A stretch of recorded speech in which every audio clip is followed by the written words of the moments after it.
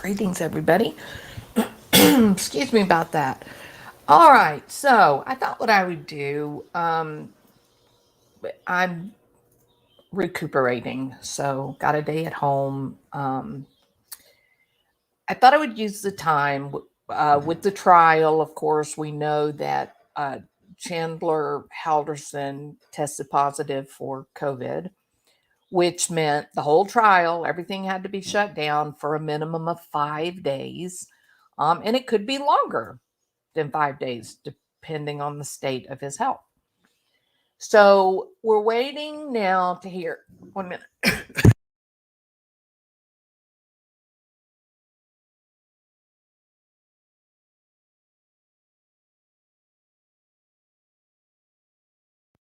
Bear with me. In just a minute, I'm going to play video. So just stay with me. All right. So I thought what we would do, because we've already gone through the prosecution opening statement, it was brilliant. The part of it that I played on my channel the other day, that was only about 1/3. So if you didn't listen to the whole thing, I'm going to be putting it up on my channel. You'll be able to go and listen to the whole opening statement. Okay. It is brilliant. Um, the prosecution is laying out a case. I don't really see how the defense is going to answer. And part of me wondered, with this break, this COVID-19 break, I'm wondering, is this going to be one of those things? Hey, Dot to Dot, welcome. Hi. Very nice. I didn't think anybody would be here because, you know, I'm never, ever, ever on at this time. So, um, but I am struggling physically. So, I got up, I got dressed, I went into work, and my head is blinding headache and back to coughing and exhausted. And I just said, you know what? I can't. I'm so tired. I've got to rest. So I took my migraine medicine and laid down. I've been asleep for about an hour, and my headache is better. And I thought, you know what? I'm going to put a video up and make use of my time. So I'll take care of that dot to dot when we finish. I switched some things over, and I had to manually go in and add everybody back to the wrenches. Had to add everybody back, and so I hadn't seen you in a while. That's the only reason. So I will add that back for you. Okay. All right. Now back to the topic. So I am coughing a bit more today again, and so you may hear me, having to kind of tap out a couple of times. Um, so, you know, I'm sorry about that. Now that at least I don't sound gross anymore. I had so much chest congestion. It was disgusting. So, all right, now then. So I thought what I would do, since we did talk about the entirety of the prosecution's opening statements and how brilliant it really was, and that this is a mountain. Part of me wonders, with this whole COVID break, part of me wonders if old Chadster is gonna, not Chadster, Chazzle McDazzle, if he's gonna try to make a deal. I think at this point the writing's on the wall. You know what I mean? It's about as egregious as it can be. I honestly, I really can't imagine a situation being worse for a defendant. Um, in fact, I don't mind saying this. This is exactly the problem that Chris Watts was trying to avoid. This is a this is exactly the situation that Chris Watts did not want to live through. He did not want to sit in a courtroom as the coroner came out and talked about the conditions of his family that he caused. He didn't want to be a part of that. You know what I mean? So I think that's why he, as soon as he realized the gig was up, I think he was done. He was like, "Nah, I knew this was a possibility. I know this could happen. Now the worst has happened. I'm just gonna, disappear into obscurity." So for Chandler, I don't think his family is speaking to him. I don't think Mitchell is talking to him. I think he is. isolated and alone. Catherine Dorl is his defense attorney, Dorl, if you want to look her up. And I think that, his defense team is really the only contact that he has with the outside world. And for some reason, I just feel that he may take this opportunity with the break in the trial. They may try to come up with a deal and not let this thing go to, the jury. We'll see. I could be completely wrong. I've been wrong about things I knew more about than this. I know very little about the actual day-to-day workings of a courtroom other than what I've been able to read on my own. I'm certainly not an attorney. I have been, I've testified quite a bit in the courtroom for various cases, but that was as an expert or fact witness only, So I would be surprised, though, if they don't try to make a deal and try to do something here. So all that being said, I thought it would be interesting for us to now go back and listen to Catherine Dorl's opening statement or opening arguments. She's the defense attorney of record. She's the tall lady with the grayish blonde hair. So let's see. I have not, let me say this again. I have not listened to this other than 2 weeks ago when the trial started. So I haven't. Hey, Thomas, welcome. Thank you for being here. Thank you. I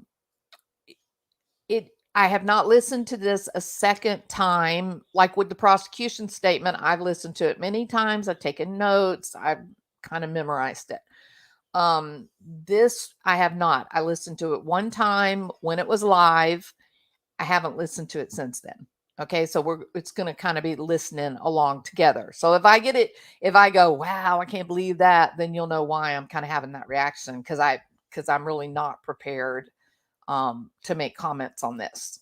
Okay, so that's what we're going to do today. We've heard the prosecution. We know where the case stands for the prosecution. Let's see what the defense says.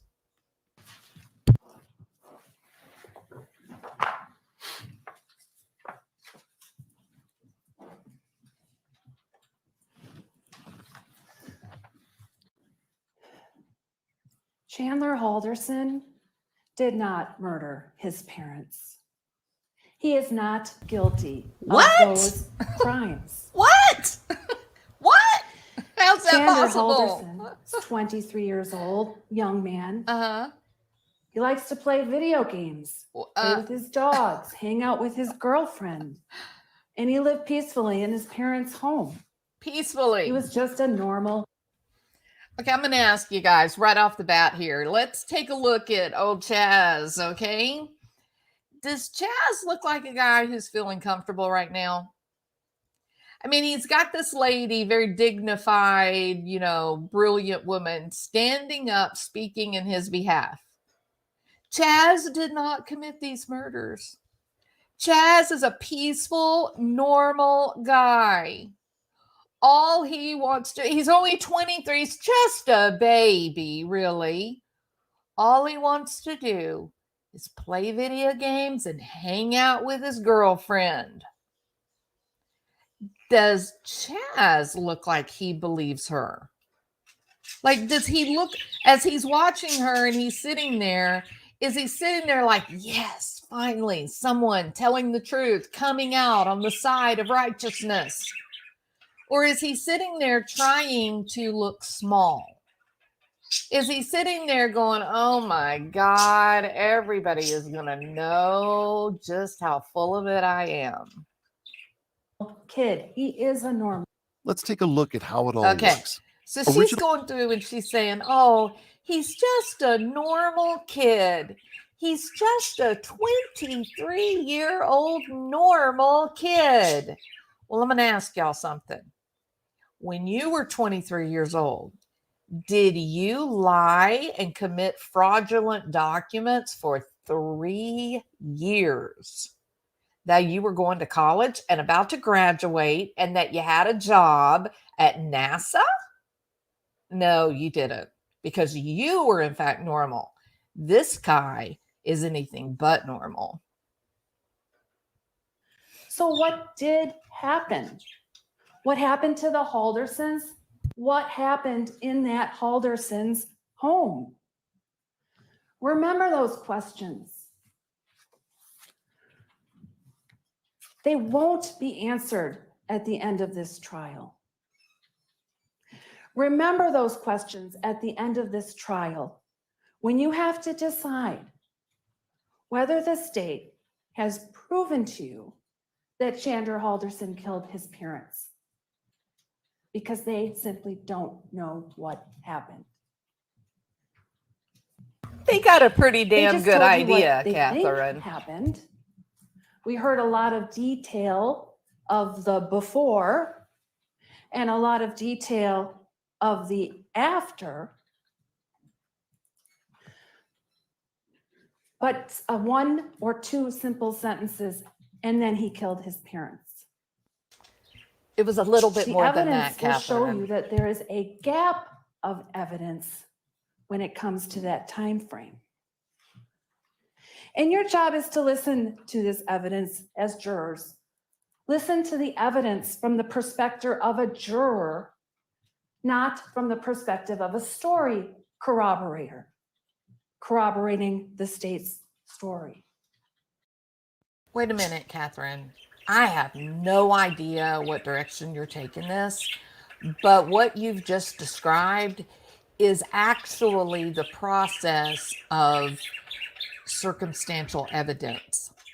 Circumstantial evidence. There is no smoking gun, but there's a gun and there's a bullet and there's smoke. There's just no video of anyone actually pulling the trigger. But if you've got a gun and you got smoke and you got somebody laying on the ground with a bullet in their chest, you got a pretty damn good idea what happened. Why? Because the body lying on the ground is corroboration that says somebody fired a firearm. So I don't know what she's talking about here, other than she just doesn't have a defense. She doesn't have anything she can actually say. The role of being a juror is a different role than being a person. And that may sound strange, but it is. I think of when I went She's to going law for the school way back Casey in Anthony. 1991, and there's a big part of me that feels I went into law school a human being who lived my life feeling things emotionally and relating to things emotionally. And then I came out a psychopath. I went into law school being able to relate with people on a level of humanity. And after they got finished teaching me about critical thought and divorcing my emotional feedback system from my thoughts, I became a little psychopath. And I left law school a really different person. I learned how to be very logical, to apply facts, first to assemble facts, and then to apply these facts to the law as I learned. Okay, let me give y'all a quick little example of the process that she's talking about. That to be completely logical, right? To be completely logical, to put yourself in a frame of mind where your emotion has no influence on the choices that you make. That the choices that you make are 100% from a logical point of view. Okay, let me give you an example to highlight that experience and what happens in that experience. Okay, with that kind of thought. Here we go. You are a young person who is working to start a career and get your life moving, right? You ultimately want to have a family. You ultimately want, the dream. Okay? Success, a good home, a nice family. That's your goal. And somewhere along the way, someone taught you, well, if you want the American dream, you're going to have a foundation of safety. You're going to have a little nest egg.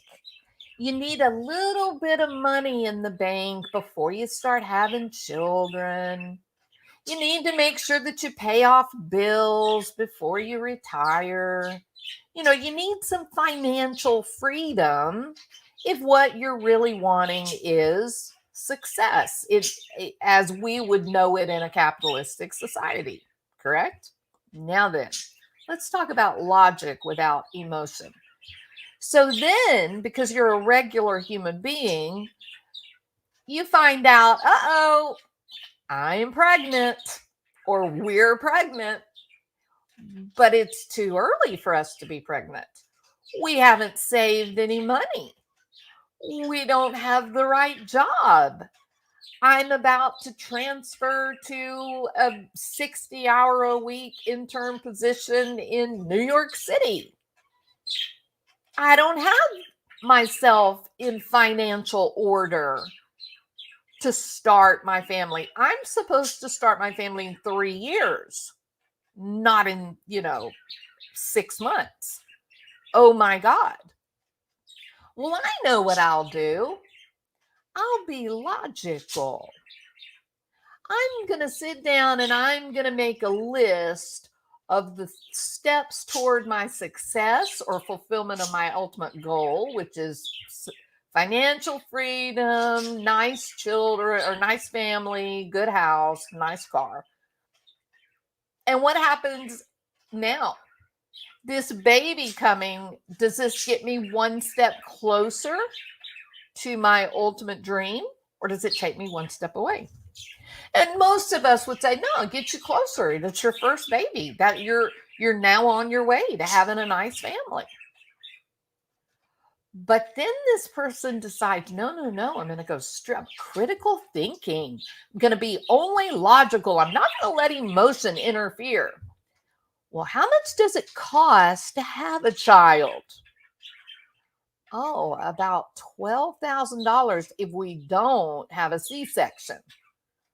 Well, I've only got $10,000 saved. So by having this baby, I'm already going to be $2,000 in the hole.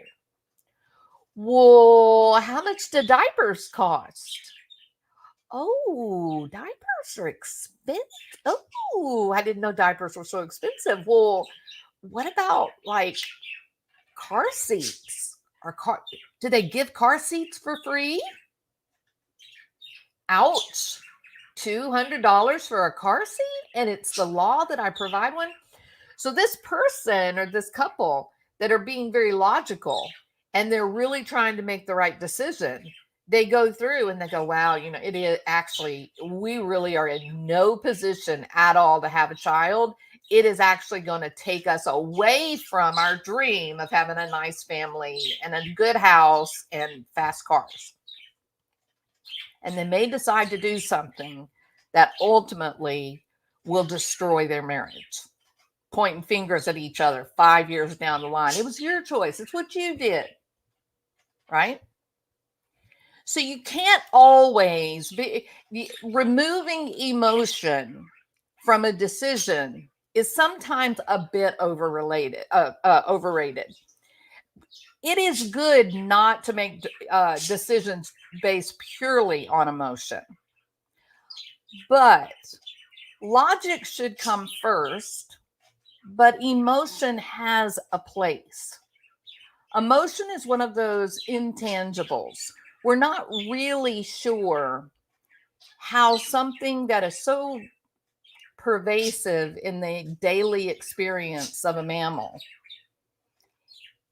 we're not really sure the full purpose that emotion serves. But what we do know is that emotion serves a really critical purpose for moving a person into action. one way or the other. If you take emotion out of someone's life, then they become machine-like, and humanity is lost. It doesn't make a lot of sense to watch a telethon and pick up a phone and send your last $100 to an organization that's doing research in multiple sclerosis. But we do it, and that is part of our humanity, right? So we got to be careful about completely removing emotion, because there's something critical about our ability to experience emotion and the impact that it has on our daily life. There's something critical about that that separates us from the animals, right? Okay, so let me go back to Miss Catherine here. Facts, laws, and rules, plus logic. That's your role here as a juror. Don't assume anything. Assumption is the mother of all mistakes. The story that you just heard assumes that Chandler Halderson killed his parents. You cannot assume anything. Your job is to presume that Chandler Halderson is innocent, because he today is under the benefit of the presumption of innocence.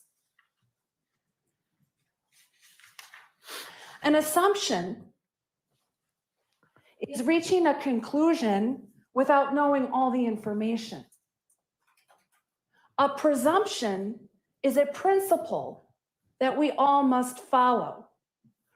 We must presume him innocent, and we must keep that presumption unless and until the state proves every element of every charge beyond a reasonable doubt.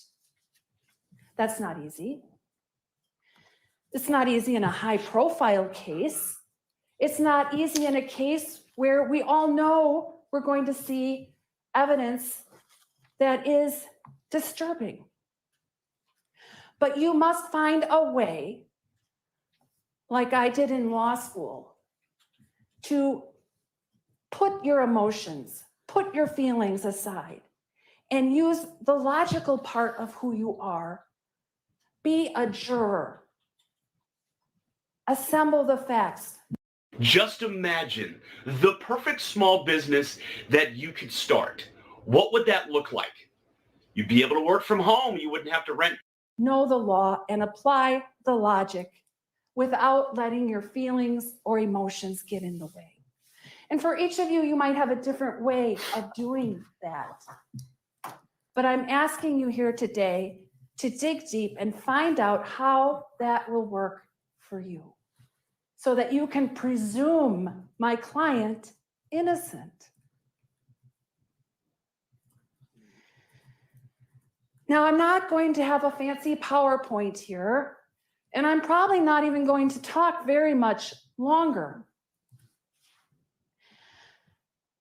But as I comment to you on the evidence that you're going to see in this case, I want to highlight a couple of things. First of all, and the judge already indicated this in some of the preliminary instructions, lack of evidence is evidence just as much as any evidence that is presented to you in the courtroom. Look for what's missing. Look for alternate explanations. Because the second thing I want to tell you is that evidence of one thing is not necessarily evidence of another thing.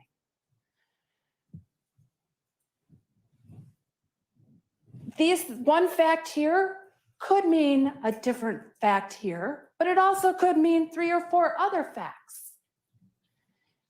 So you have to avoid jumping to conclusions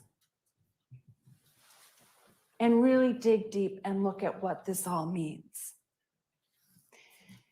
You're going to notice that many of the facts, many of the witnesses aren't going to be hotly contested by the defense in this case. And that goes back to what I was just saying. 12, 18, 100 reasonable people can look at a certain situation and form a different conclusion. And when you're talking about a system where you need to be convinced beyond a reasonable doubt, you better make very sure that you're excluding all of the other things that these facts could mean. So what do y'all think? Y'all think they're going to put Cress on trial? You think they're going to try to say that Cress and Kat's mother, that they may have done it? Because you just aren't going to know what happened. You're going to know some about the before. You're going to know some about the after. But you're not going to know what happened in the Halderson's home, who did it, what happened, how it went down, whether it was intentional or not, which is an element of homicide. You're just not going to know. You're also going to not know how Bart and Krista would have reacted to these lies.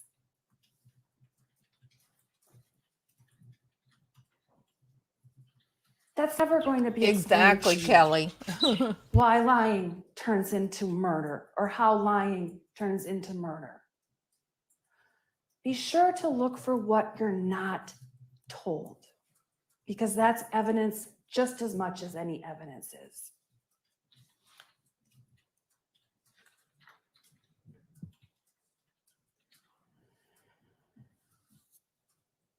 I'm going to ask you to resist some things in this case as jurors. We already talked a little bit about proof beyond a reasonable doubt. What that means is you must resist guessing. You must resist speculation. You must resist storytelling. And only convict when it's proven, or if it's proven, which it won't be, beyond a reasonable doubt.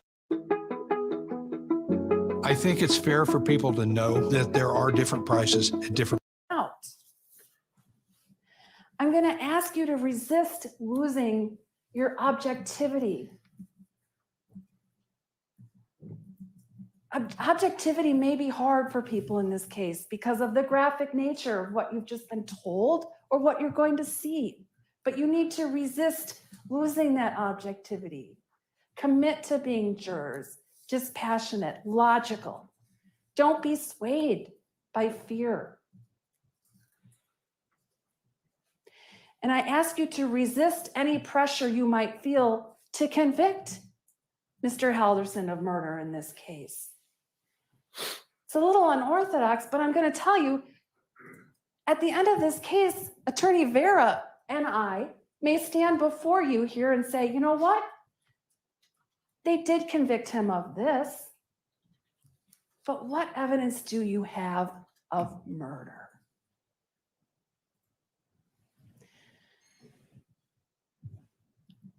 I like to talk about the Constitution, probably because I'm a defense lawyer.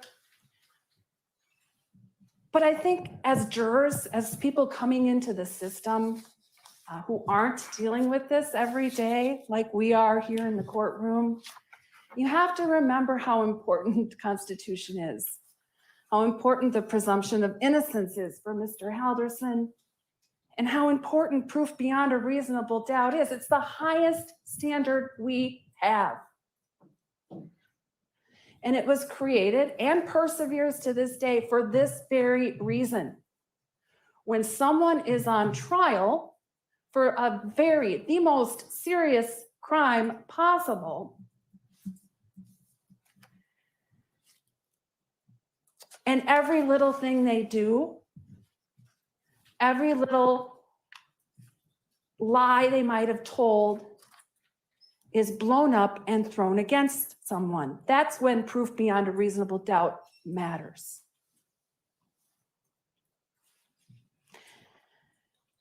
You jurors, not the sheriff's department, not Mr. Brown or Ms. Raymond or me or the judge, get to decide this case. Individually, you all get a vote. You all get to make your own decision. I simply ask that you remember your role as jurors, that you find a way to stay objective, that you look for the key questions, the key facts that aren't answered, and that you hold the government to this high burden of proof. If you do those things, if you can resist these things, you will reach the right conclusion.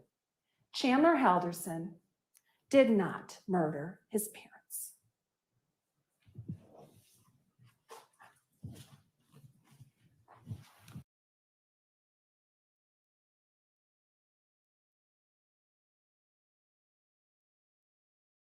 Emotional testimony from the person who spent the Okay, pretty pretty tame, right? Oh, I thought that was going to be. I thought they were going to show Kat testifying. 4th of July weekend. She thought it was odd that Krista hadn't. No, they're doing commentary. All right. Okay, so what do you guys think? That pretty lackluster, right? Like what do y'all believe? Let me put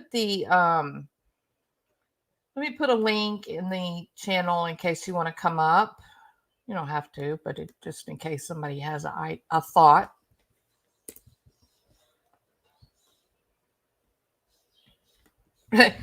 Right, Kelly. She swayed, but she didn't like change my mind. She just swayed a little bit in front of the podium, right? So, what is she going to say, BBT? What could she possibly say with the form of evidence that is existing against this guy? And I'm not even going to call him a kid.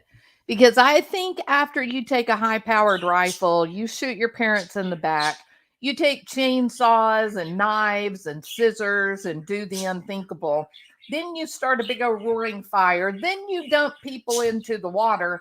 I think somewhere in that process, he lost his privilege to say, I'm just a kid, right?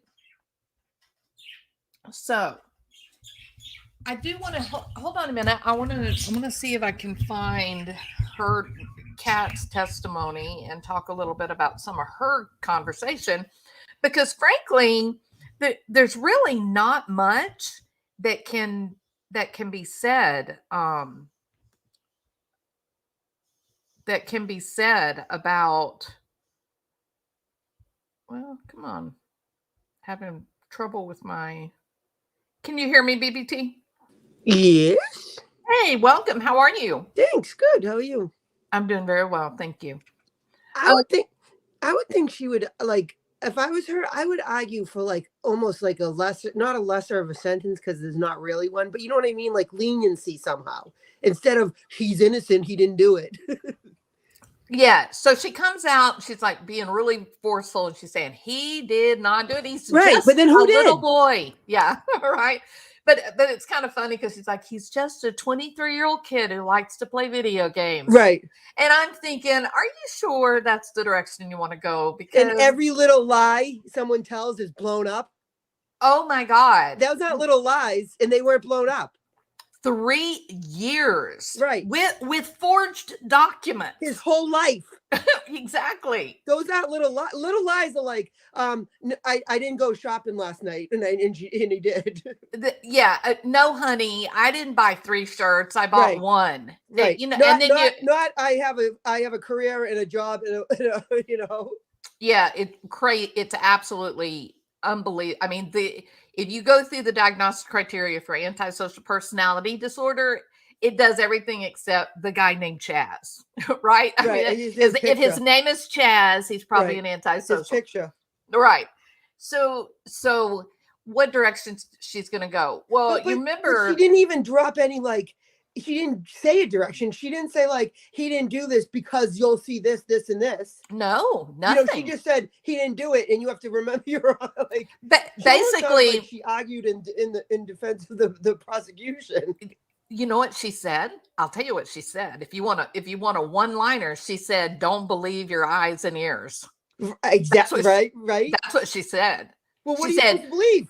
Don't just the things that the prosecution is going to show you. Don't believe it. Well, then what do you depend on? Your ears? You can't depend on your ears either. No. So what do you depend on, Jules?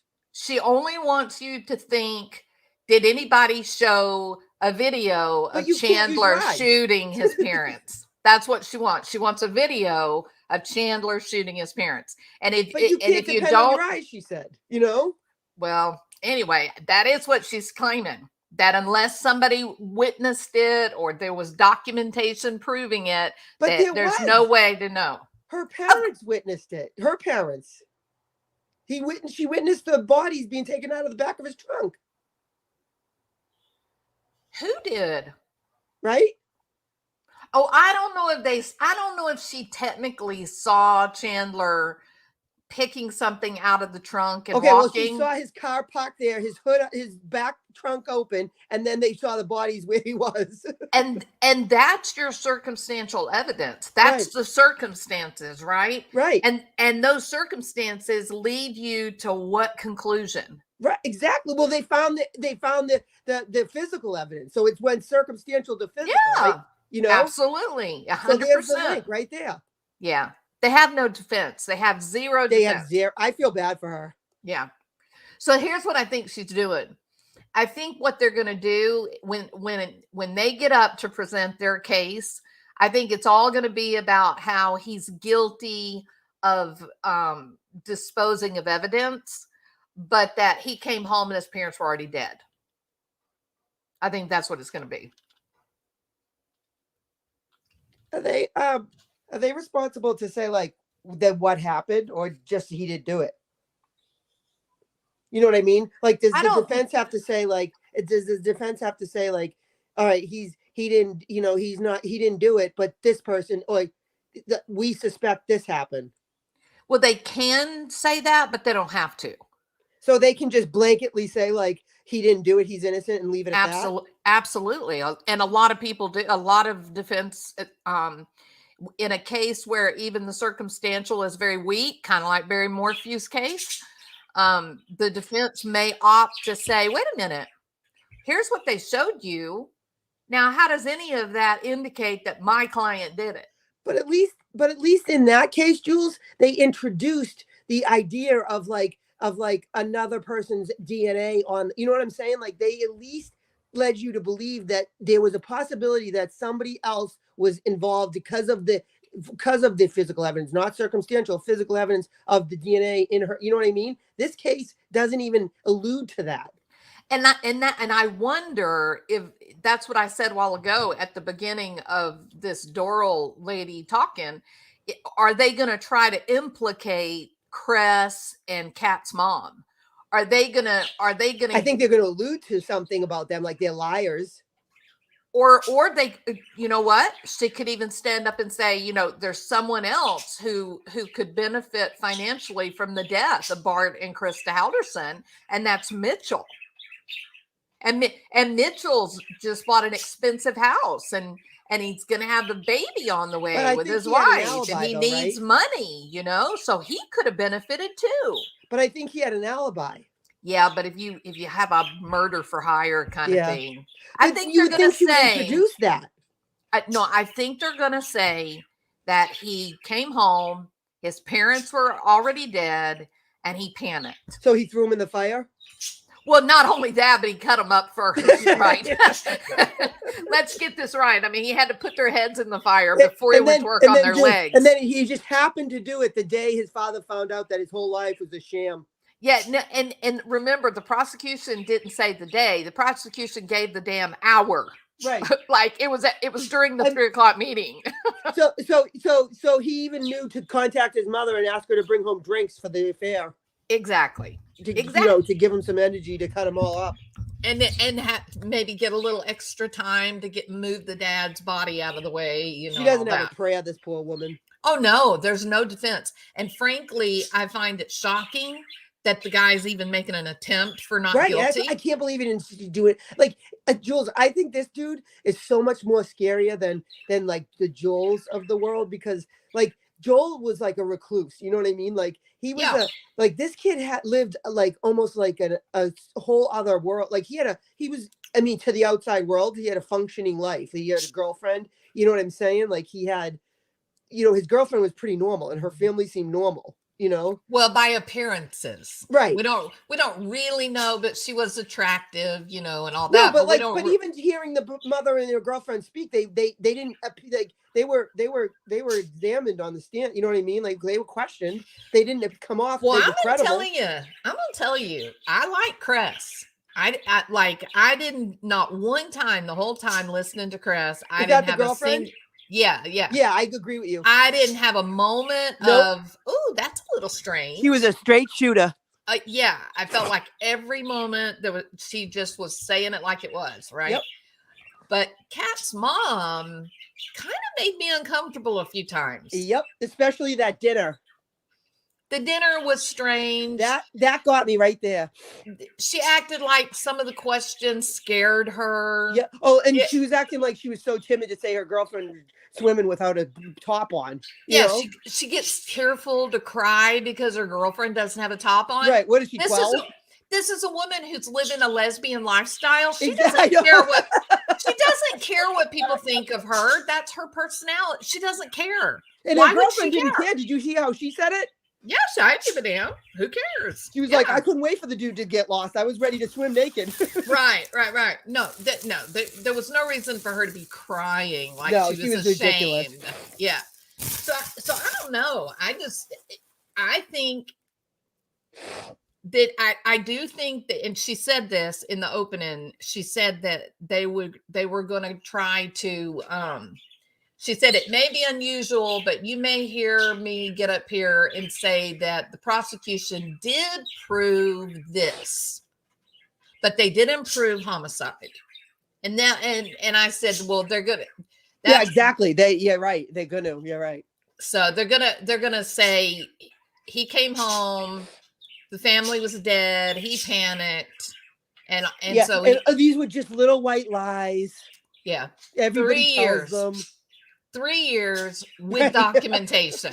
He invented personas to have conversations that never existed. He appeared to go to work every day. That's not a little lie. It was an antisocial, sociopathic type of existence. He went from using his dad's money. He was using Kat's money. Yep. He was going to extreme lengths to do anything but work. But then, Jules, like the thing that every time like this case comes up, the one thing that sticks in my head, and I can like pick, well, now thanks to you, there's two things that stick in my head. Now the talking heads last night, my sleep all night long. Thank you very much. I didn't sleep at all. I'm so sorry.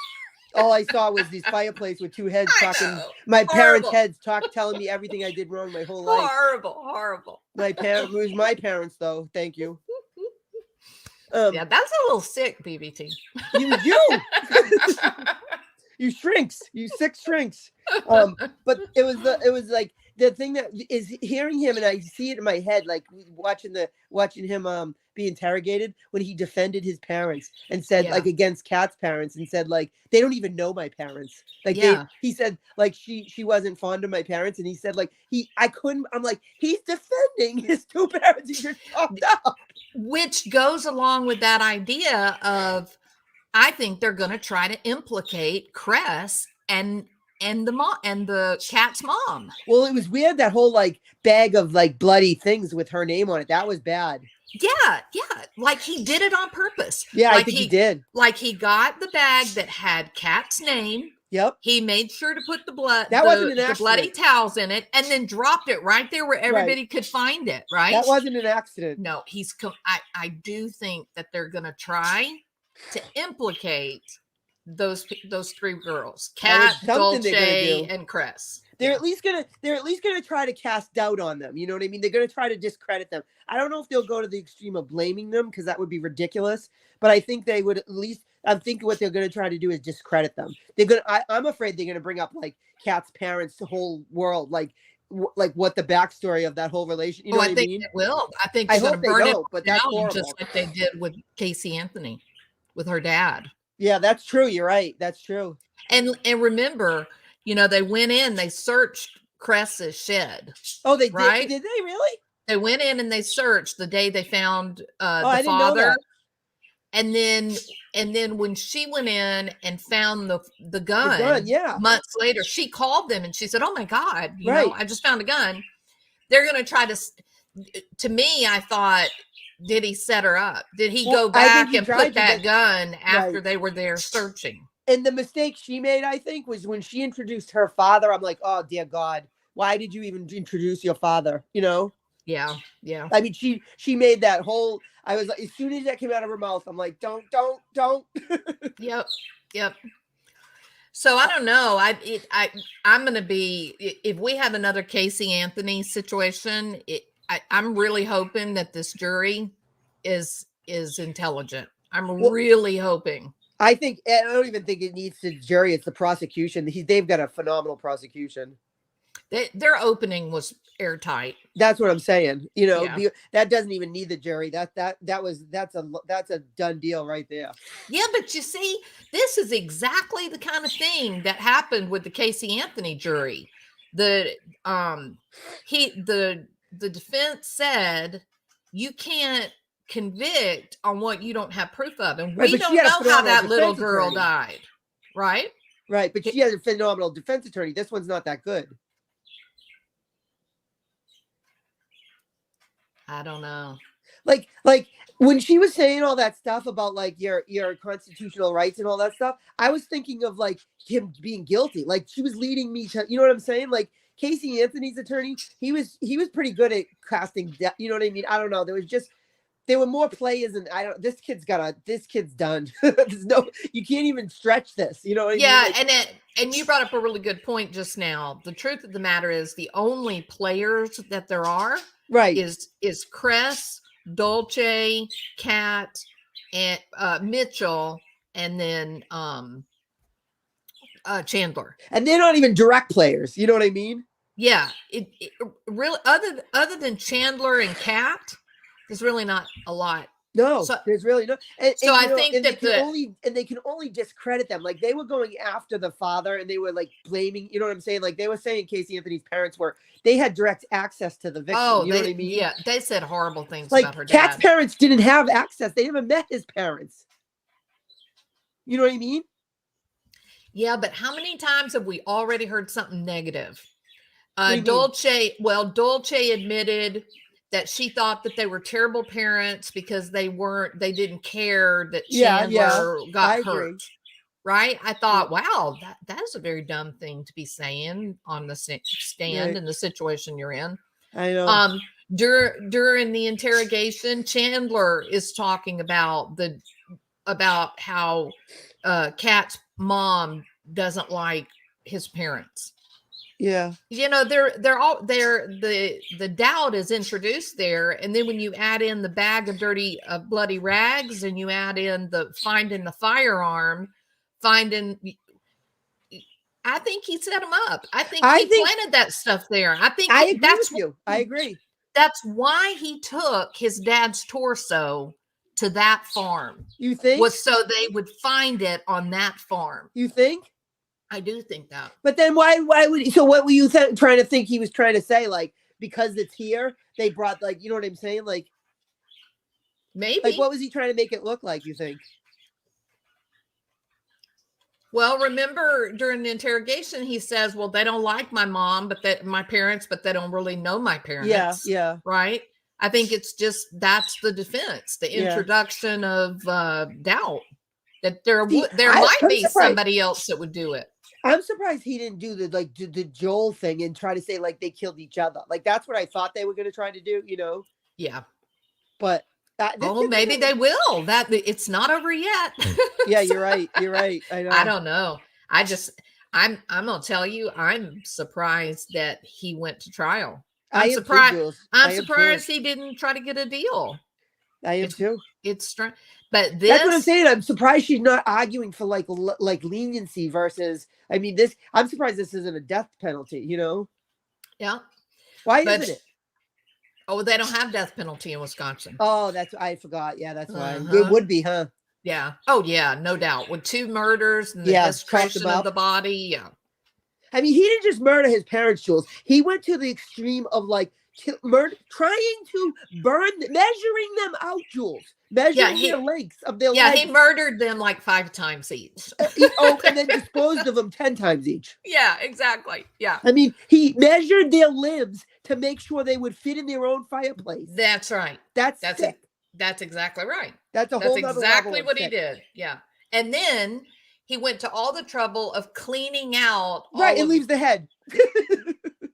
Isn't that the craziest thing? You go through all that trouble and clean, and you leave a piece of the bone. Dead center. You know? Craziness. I mean, Jules, like this is why I don't do clinical work. I can't. Yeah. I can't. My head doesn't go there. Like, well, wasn't it kind of wasn't it a memento? You think? See, that's what I always think. Nothing happens by that wasn't an accident. But why would you do that? No, I think it was intentional. Like a fuck you? Yeah, I think it was a big ol' F you. Yeah, absolutely. Like a narcissistic ha ha ha.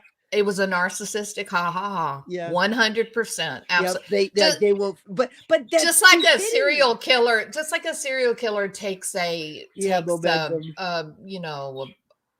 a trophy. Yeah, and you know what else too? Like that's a good point where you just said like serial killers also stage their like their crime scenes too. Oh yeah. And there are people that say people connected to the investigation with Abby and Libby in Delphi. Yep. That he took mementos from Abby and Delphi. Right. And he also staged Abby and Libby. Yeah. Yep. That he cut cut a lock of hair from each one. Did he really? That's what they said. And he also staged that crime scene too. Yeah, I've heard back and forth. Some people have claimed that. Other people have said they think that's a rumor. So really, but yeah, you got to be careful with Delphi. I know a lot of Delphi people have said things. Yeah, that wasn't like real. That's the first time I've heard of the lock of hair too. That's I mean, not to get into the Delphi, but do you think that they were murdered they were shot, right? No, I think they had their throats cut. You do? See, I've heard so many. See, that's the thing with Delphi. See, there was a gun. So you think when they said go down the hill, he had a gun? Yeah. They claim that you can hear it on the video. What, the gun? Yes. What, when he says go down the hill? Uh-huh. What do you hear? The like click click? Yeah, that you can hear like when he armed it. And he said down the hill. And I want to think that Gray Hughes one night said that the girls say, does he have a gun or he has a gun? You know, and Gray knows Becky Patty. He knows them really well. And so I think he knows more than. Yeah, I tend to stick with Gray, but then I go back and forth with what's his name? The other dude, Anthony. Yeah, Anthony. I like him. Anthony Green. I do like him. Yeah, he's having some trouble right now. I know, but I do like him. But he seems like a good dude. But I don't know. But I think I stick with Gray with the like facts of the case. But that's a bizarre case. God. Yeah, it is. But I think they got their guy. You do think it's him? I do. Yeah, and I think it was part of one of these pedophile rings. I think people were buying access to see, you know. Do you think that they were interacting with him in advance? Oh yeah, absolutely. Well, they got proof. Oh yeah, that's true. You're right. I forgot. Yeah. Yeah, because Libby's page was set to private. Yep. And he was on it. And they were both I mean, he was able to like her pictures. So do you think that they planned to meet him that day? Because that seemed like a spontaneous, like, little getaway for those two girls, you know? I think they definitely planned. You to did, meet. okay. Yeah. They didn't know they were meeting that gross guy. Yeah, right. No, they thought they would meet someone else, but Yeah. but they made it sound like that little field trip they took that day was Isn't like that- very like last minute. Like, oh, can we go? Oh, we can. Okay, great. You know what I mean? Right. But isn't that really interesting? You know the pictures of the supposed male model Yeah. that he used to Yep. catfish. Yep. That guy turned out to be a police officer. And super nice dude. Yeah. What's the chances that this idiot, this nut, would choose, this handsome young guy, Yep, right? and he's To a make cop. it, and he turns out he's a police officer. You're thinking, wow, you are about the dumbest Right. criminal. So there's no that's ever possibility that dude's guilty, you know? No. They know exactly where he is all the time. He's in Canada too. I thought he was Alaska. Isn't he Oh, Alaska? maybe. I thought he was think Canada, but whatever. Yeah, but, I think but I he's know he's not Alaska. in the US. So yeah. Anyway, but yeah, I think what happened with Abby and Libby, I think it was for money. I think What do it you was mean, buddy?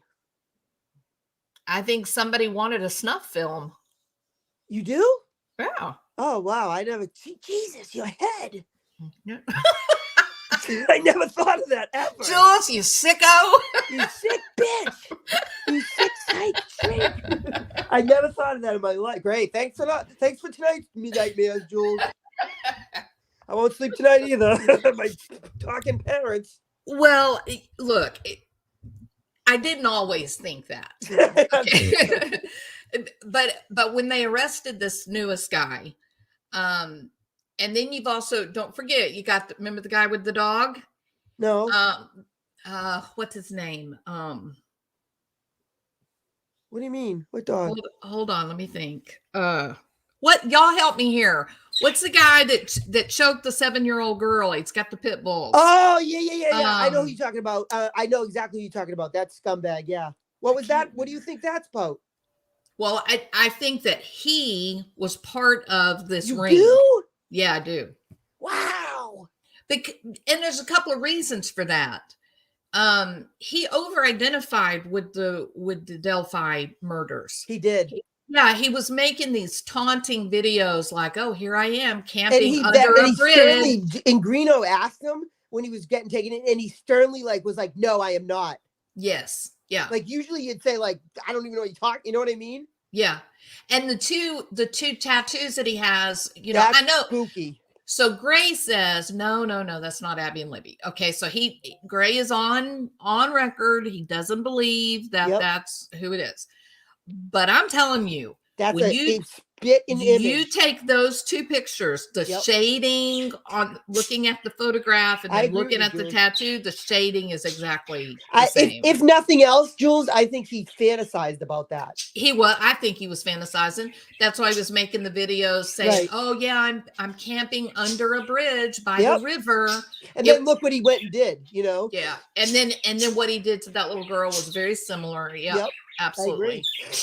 So I do think that there's a strong possibility that it was like a ring, and let's face it, a snuff film brings a lot of money. Yeah, it does. A huge amount of money. I know that's that. right. That's right. So I can't imagine another situation Yeah. that would account better than that. That type of idea accounts for all the factors that are coming to And he fruition. really escaped. He got away for a long time. I mean, he really did. Yeah, but part of that, there's another part of that, the conspiracy part of my mind. I wondered, they were at his house days after Abby and Libby were murdered. I know. Why did they arrest them? Well, that's what nobody can figure out. They had the child pornography. They caught him. And they didn't arrest that. He shows up with the He whole called phone. them and said, "You forgot a phone." Yeah, he said, well, when they were there, he said, I can't find it. I don't know where it is. But then he calls them back and says, hey, guess what? I found it. But then when they opened it up and looked at it, he had gotten rid it. He deleted and reloaded and deleted and reloaded the same apps a couple of different times. And I think Gray does a really good job explaining what would have happened to the ability to retrieve that information, that delete and reload or uninstall and reload, uninstall and reload. He basically, every time he uninstalled and then reloaded the app again, he was erasing any remnants or leftover information. Oh, he was trying to. Yeah, they picked up a little bit, but it really wasn't enough. Oh, I thought they got all of it. No, they did not get all Well, of it. see, I think what he was trying to do, like, I always think, because I'm like so concrete, I always jump to like, oh, he's so stupid to call the FBI. I think what he was trying to do is like the FBI knew that phone was around, right? And I think he tried to give it to them and said, look, I'm innocent. There's nothing on it. You know what I mean? Yeah, it was misleading them. It was Right. it was trying a red herring. You know, it was a thing saying, look over here at this, but don't look at Abby and Libby's murder. Right. But then Right. I think to myself, like, how can these idiots be so stupid to not know? Like, you think like, all right, these days, Jules, if you're going to kill someone, like, don't take your phone, like, leave your phone at home. Like, how do these people not know this? I don't think it was about hiding the phone. I think it was that he didn't want them to know that he had been in communication with Liberty German. But by deleting it? Yeah, by taking Instagram off of the phone, uninstalling But when you do it. a cell phone dump like that, they can retrieve that. Not if the information is inside of an app, right? Yep. And then you uninstall the app. Yep. Well, when you reinstall the app, there may be some residual files that are left. But each time that you uninstall and then reinstall, you've used up that potential residual. Yeah, you pretty much eliminate any kind of leftovers that may be laying there. They cannot know. They won't know like what's eliminated, but they can tell he's reloaded it and deleted yeah, it. they know exactly how many times he uninstalled and installed. But isn't that like you know what I mean? Isn't that like that is circumstantial consciousness of guilt? You just have to say what purpose would somebody have for uninstalling guilt, right? And reinstalling and uninstalling and reinstalling? What would be the point of doing that? And it's a really good way to basically annihilate any type of digital evidence that's left on the phone. Right. I would say it's like consciousness of guilt. In Indiana, capital punishment is still on the books. That's weird too. Don't you think that's weird, Jules? That like some states, like you would think like these days, like it would be across the board. Like some states recognize like capital murder and some don't. That flips my head, you know? Well, no. That goes back to states' rights. That the federal government can't have more power than any one individual state. Yeah, see, I don't understand that. Well, it's one of the things that keeps you free. BBT. I know. I know. Okay. I guess That's the same type of response I got when I said I don't understand the teachers union. Yeah. And they said, "Jody, come with me." I mean, BBT. Yep, I got a lesson that, and I was very, very, very, very a huge proponent of the teachers union after that. Yeah. So anyway, in Indiana, capital punishment is still on the books. And so people don't tend to get the death penalty for child pornography, but they would absolutely get the death penalty for the murder of 2 minor children. Yeah, I got you. Yeah. So, and then if they can prove a commission of an additional crime, well, they've already got 2 murders. They don't need an additional crime, but I'm pretty sure that putting up a snuff film, yeah, that's probably a crime. I'm going to guess. A huge crime. Yeah. So this guy knew if they find me, if they come for me about Abby and Libby, I'm getting the death penalty and there'll be no way out of it. I was shocked though. Like When you say that, that is so true. Like when you say that guy was that kid with the 7-year-old with the dog, because Yeah. something caught me off guard when he said I'm definitely concrete, but I have like that intuition. Like when he answered that question no to Greeno, he like that sealed it right there. He was He knows firm. something about that, Yeah, absolutely. whether he fantasized about it or whether he like it like whatever, he definitely was something about that. Yeah, just like Morgan Gentile in Yeah. the Barry Morphew case. They said, Morgan, are you the other woman? Talking about Barry Morphew having an Yep. affair. So are you the other woman? And she kind of smiled a little bit. Everybody thought that was guilt. I didn't think that was guilt. I said, no, she's not, but she knows who is. And she got a smile. Yeah. See, your head works good. She got a smile on her face and she said, well, Stupid delight.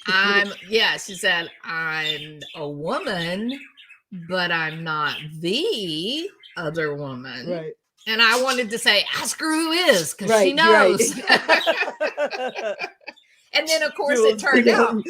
They always say, I'm telling you, I was thinking of going to law school like 100 years ago, right? And they always, and everybody always said, like, from what I heard, is like psychiatrists make the best like defense. They can read the jury, they can read the whole courtroom. That's how Dr. Phil made his fortune. Was doing jury selection. It's true. That's what they said. They said the best jury selections as psychiatrists, they like employ them to pick their juries for them. It makes sense because then they do it flawlessly. They said, like, I researched the whole thing. Yeah. So it turned out that Shoshona Dark, who is Barry's girlfriend. Yep. She was really good friends with Morgan, and they were cleaning houses together. They had a maid service together. So when she said, I'm not funny. I'm not the other woman. Yep. I am a woman, but I'm not the woman. Picked up on that.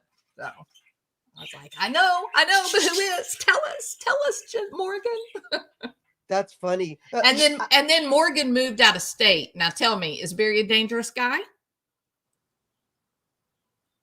She picked up and moved right after that interview.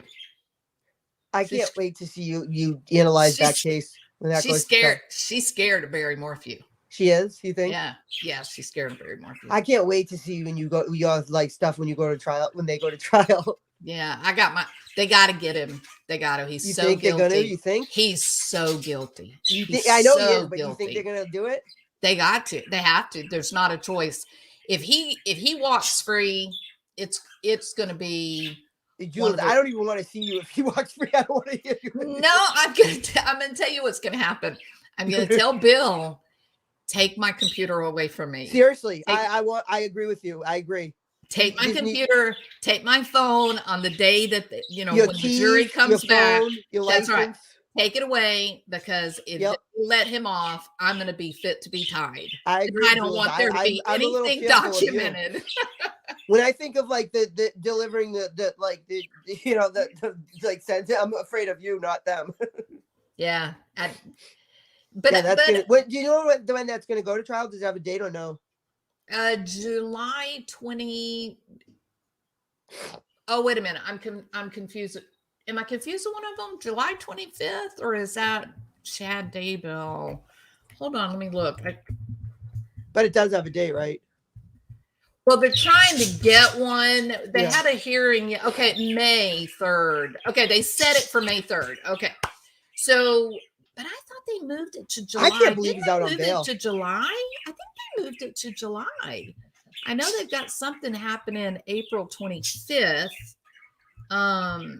But I think they moved it to July. Maybe they did that when Patrick Murphy recused himself. No,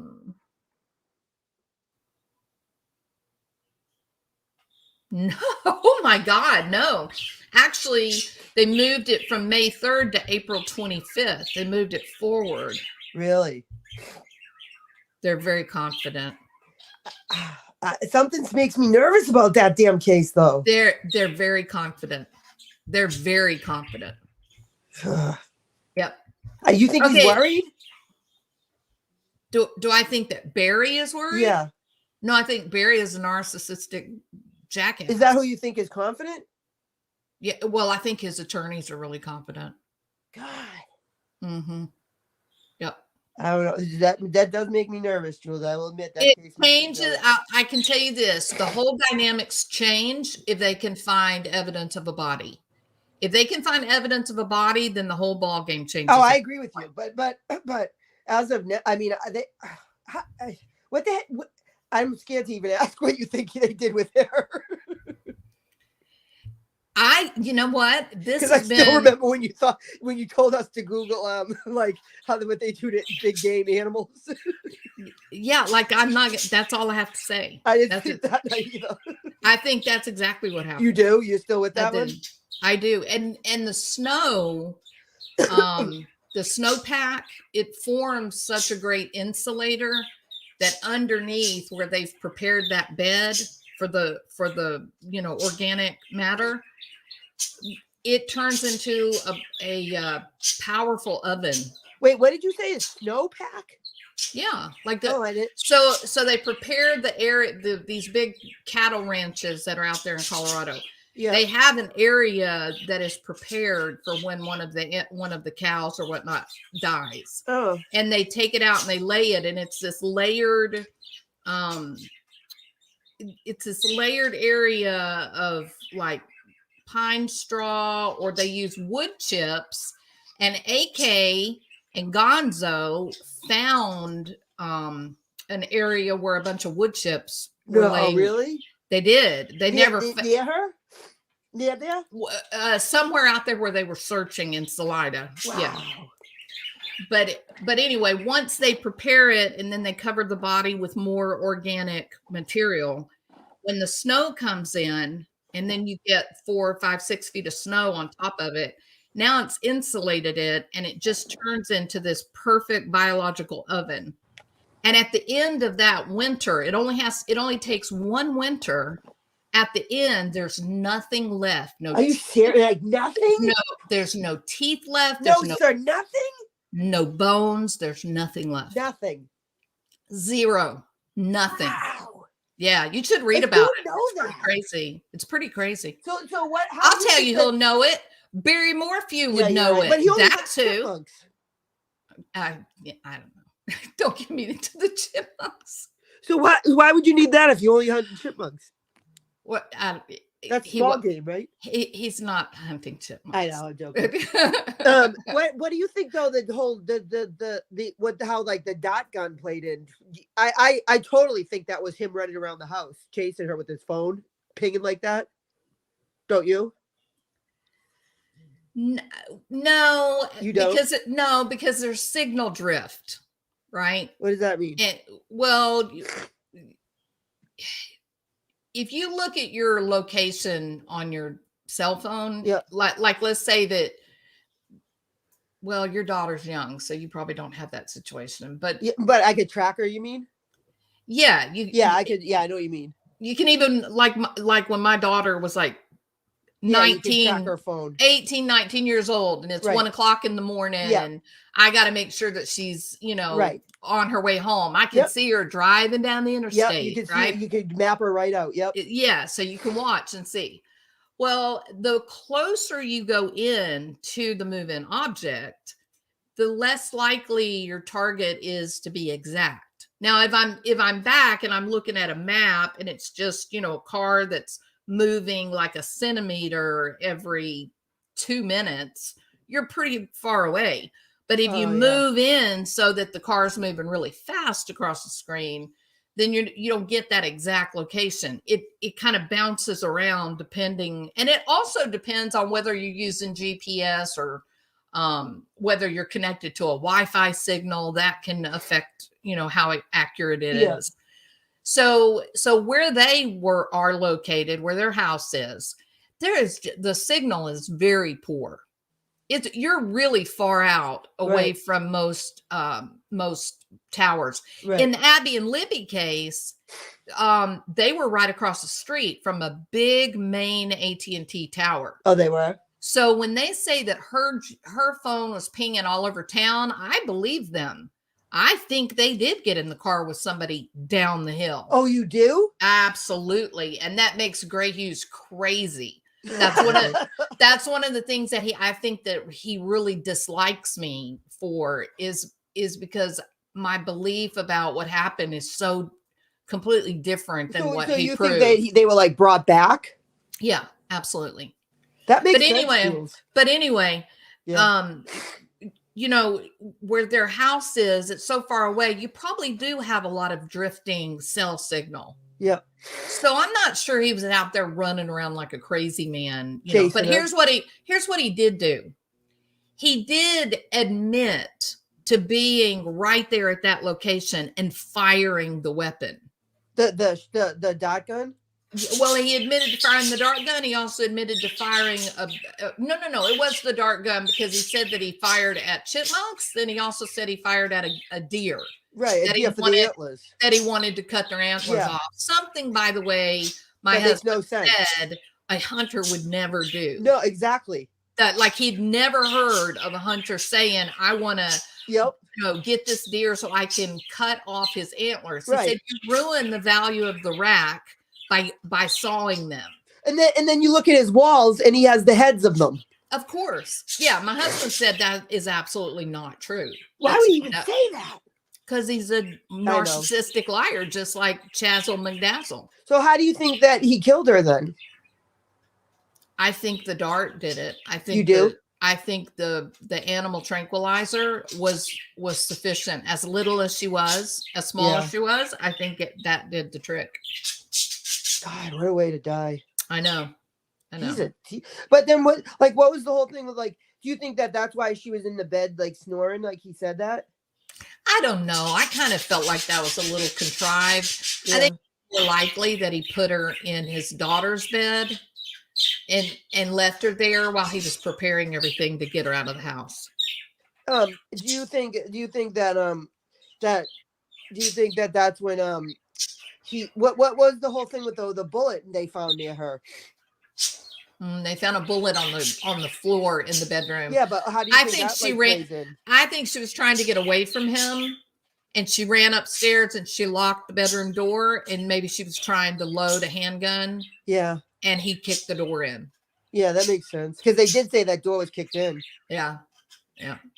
That's going to be, I can't wait for that case, though. It's going to be quite something. If for no other reason than the two defense attorneys. They're hot shots. They're going to go at it. I think they're going to completely outclass the prosecution. You do? Yeah, I do. Like in Chazzle McDazzle's case, the hot shot is the prosecution team. Yeah, absolutely. It won't be like that in the Morris. You think the hot shot's the defense? No doubt, no question. Those women they're bulldogs, the best. Yeah, at what they do. I wonder how he got those two. Jeez. You got a lot of money in. Yeah, they're private, huh? They're private. They're private, and they're the best of the best. They can hand pick what they want to take. Who did they represent anyone big that they like brag about? Yeah, the New York. The bombers, huh? Yeah. No. Yeah. What y'all remind me the rapist in Central Park. Was it the Unabomber? No, it wasn't the Unabomber. It was That's Carolyn. Yep. I forgot. I don't want to talk about her. I forgot that. I did that. I try to pretend that you try to avoid that topic. Well, yeah, it's absurd. It's endless. It's repetitive.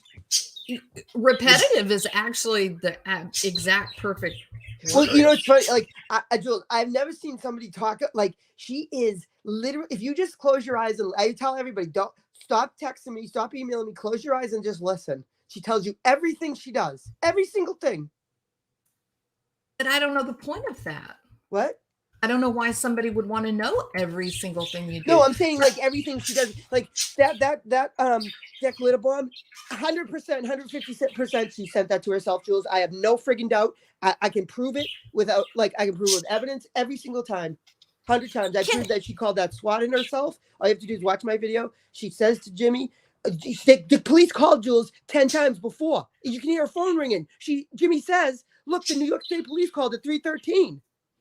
She knew they were coming. Look, watch my video. Can It's I right here. can I ask a question? Yep.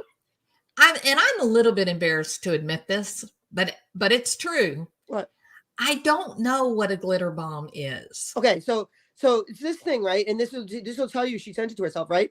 So it's this website, right? And it's like, if you look at the website, right? It's like anonymous, like gag gifts. Like, so if she had opened that, right, which ironically she didn't, Jules. So how would she know, right? Because it's very conspicuous packaging. They do this; it's a service, right? Not to mention, right, that it's about $30 to send. So it, it's legal.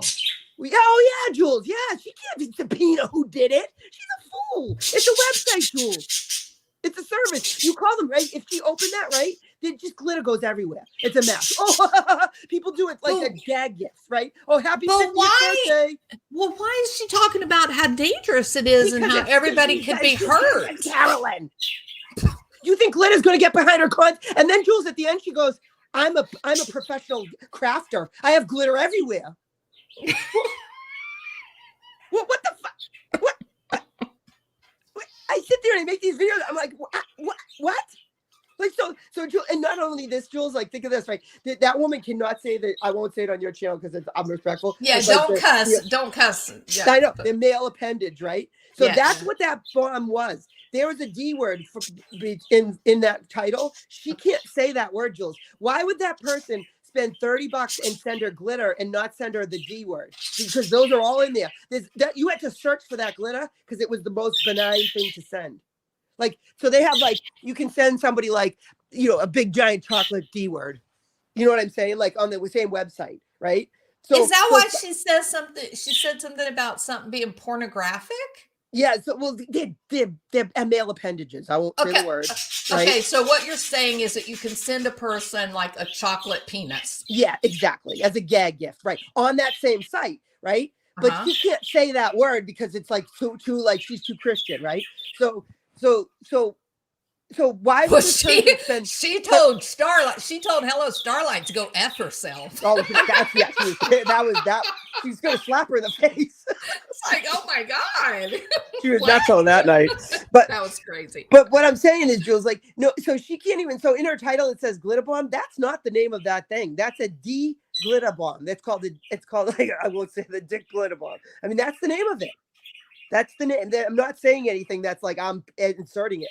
That's the title of it. So she can't say that, right? So you think, Jules, and not only that, but Jimmy, in the very beginning of my video, Jimmy says, "Oh, the card says, okay, hope this makes you feel better." And Jimmy goes, "Whatever that means." And she goes, they're mocking my COVID. So how would she, Jules? Someone's going to send a glitter bomb for $30, right? Okay, they sent it to the wrong address, she claims, and then she said the post office called her on the phone. Okay, they noticed the package was sent to the wrong town, the wrong address. All you have to do is Google it, and you find her PO box. So she says the post office, it's all there. The post office called her on the phone and said, "We have a suspicious package for you to pick up." Jules, I swear to God. Jules, and so Jimmy went over there and picked that box up, and it was a spring-loaded. It could have killed my turtle tank. It was a spring-loaded penis that could have got behind her eye. Yes, Is that glitter.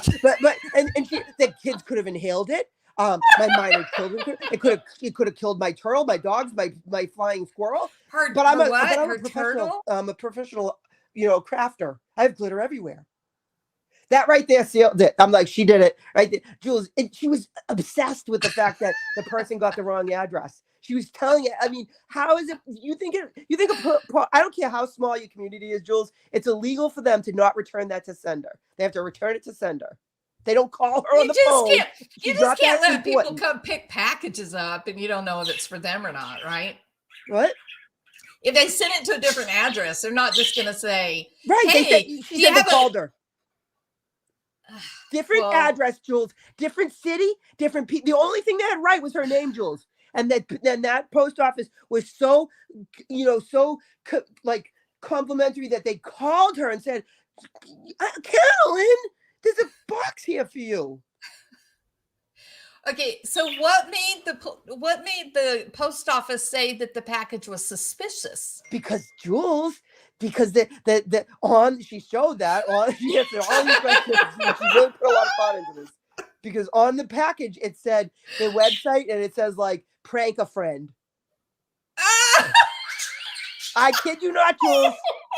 I kid you not. It's all there, Jules. I chopped it all up perfectly. I condensed it all. I didn't create it. I condensed it. You know what I'm gonna do from now on, Jules? I thought about. I'm gonna put her a link of the full 7-hour video for everybody to watch. In addition to the video. Yep, Okay, so I am. You said it's called prankafriend.com. Hold on, I'll get you the full website. The website's phenomenal. You'll see. It's like, hold on. It's my video. It's like I'm telling you, it's the best thing. It's I don't know if that's exactly what it was called, but it was something like that. I'll look. Hold on. The website's like it's such a benign website, Jules. It's like a joke website. That's all it is. But I'll tell you, everything on there, the glitter is the most like innocent thing. So she had to search that out. She wasn't going to send herself a penis, Jules. There was no way. She can't even say that word. So that's how I knew. No one's going to spend $26, Jules, and send her and say, get well soon. If someone's going to prank you with that, Jules, they're going to be like, suck it, you know, especially if she's blaming Natasha. You think Natasha's going to... Oh, she thinks Natasha. Oh, yes, Jules. She came right out and said, because, it's bad. It's real bad. She came right out and said it was Natasha that did this. It's horrible, Jules. She accused me, Jules. She's crossing the line. She said that I'm harassing her soon-to-be daughter-in-law. Like flat. I called my custody attorney just to ask him. She said she can't publicly accuse you of crimes like that. Imagine the SWAT. She says I did.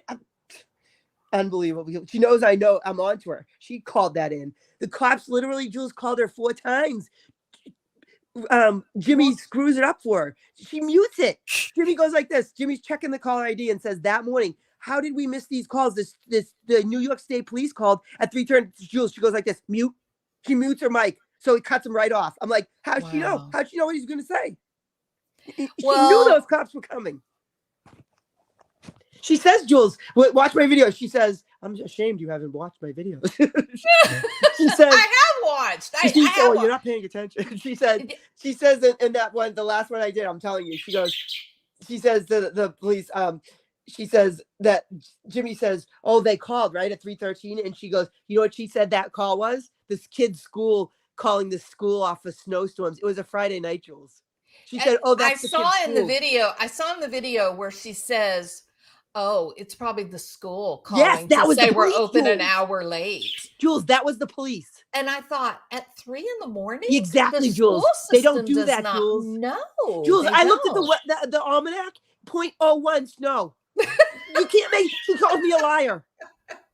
I looked at the almanac. I know where she lives. She doxes me all the time. I mean, I'm telling you, Jules, that as sick as it is, she called that in herself, and she knows I know, and that's why she's screaming as loud as she can. BBT says that didn't happen. No, I didn't say it didn't happen. I said you called it in. That's she twists that. Okay, so I'm reading this, and it's got all kinds of questions. Can you get in trouble for a glitter bomb? How much does it cost to send a glitter bomb? Yep. Is Ship Your Enemies Glitter anonymous? Yeah, that's probably the one. And it says, our products are intended as a fun gag gift between friends and not an object to deliver hate. But she says, buyer information is not included anywhere on the parcel. You can't find it. Yep. Unless you include personal information in your personalized message. Right. We ship from an anonymous P.O. box, so the recipient will never know unless you tell. Yep, that's the site. That's the site. I'm sitting here and I'm thinking, but when she was talking about it on your video you made, when she was talking about it, she was saying it was going to kill the turtle and it was going to kill the squirrel and it was going to make her go blind. But she has tons of glitter. But I don't think that this is, I mean, would it be legal if it could do all those horrifying things? Jules, of course it would. She's everything for her is death. Like everything. The SWAT was attempted murder. The glitter bomb was attempted. Everything is attempted murder. And then it said, okay, here's a question. is sending poop in the mail. Sending what? Poop.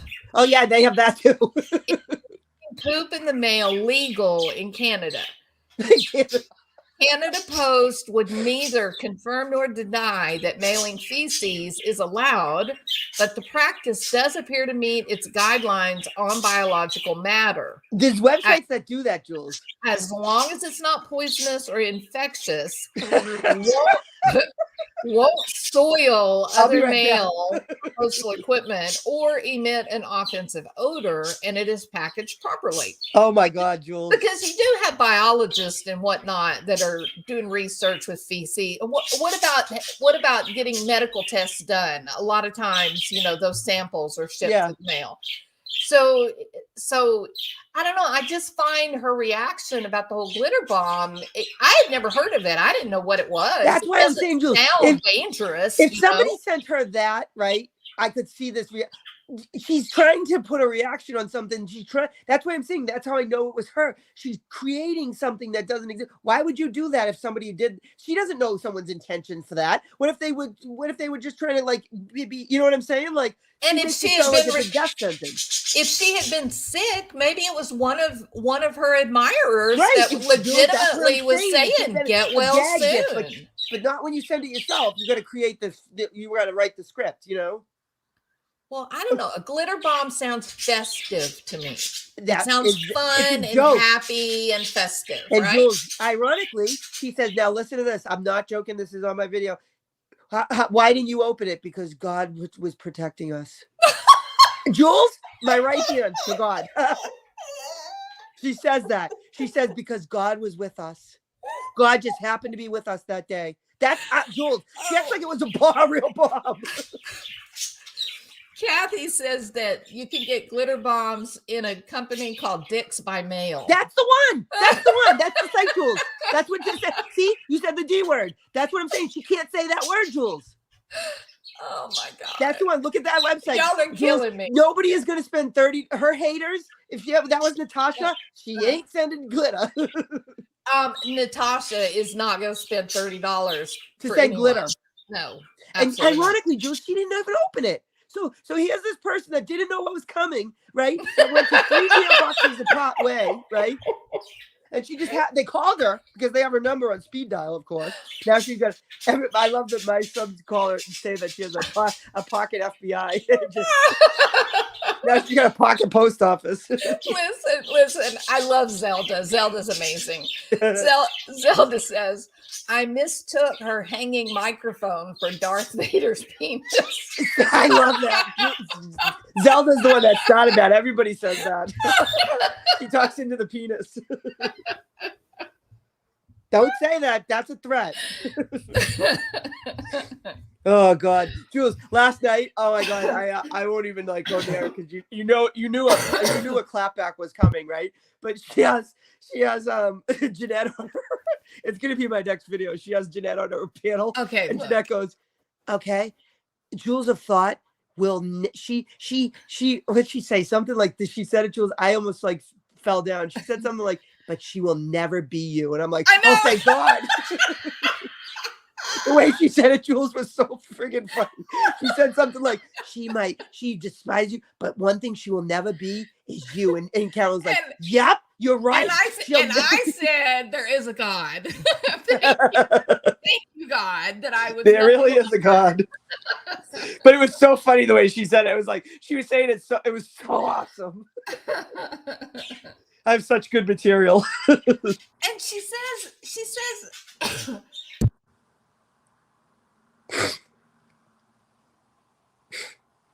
sorry about that. I'm still dealing with stuff in my throat, in my chest. She says something about me. She says something like that I told lies about her mom and dad. Oh, Jules. But I don't know anything about her mom. Like, I know nothing about her mom and dad.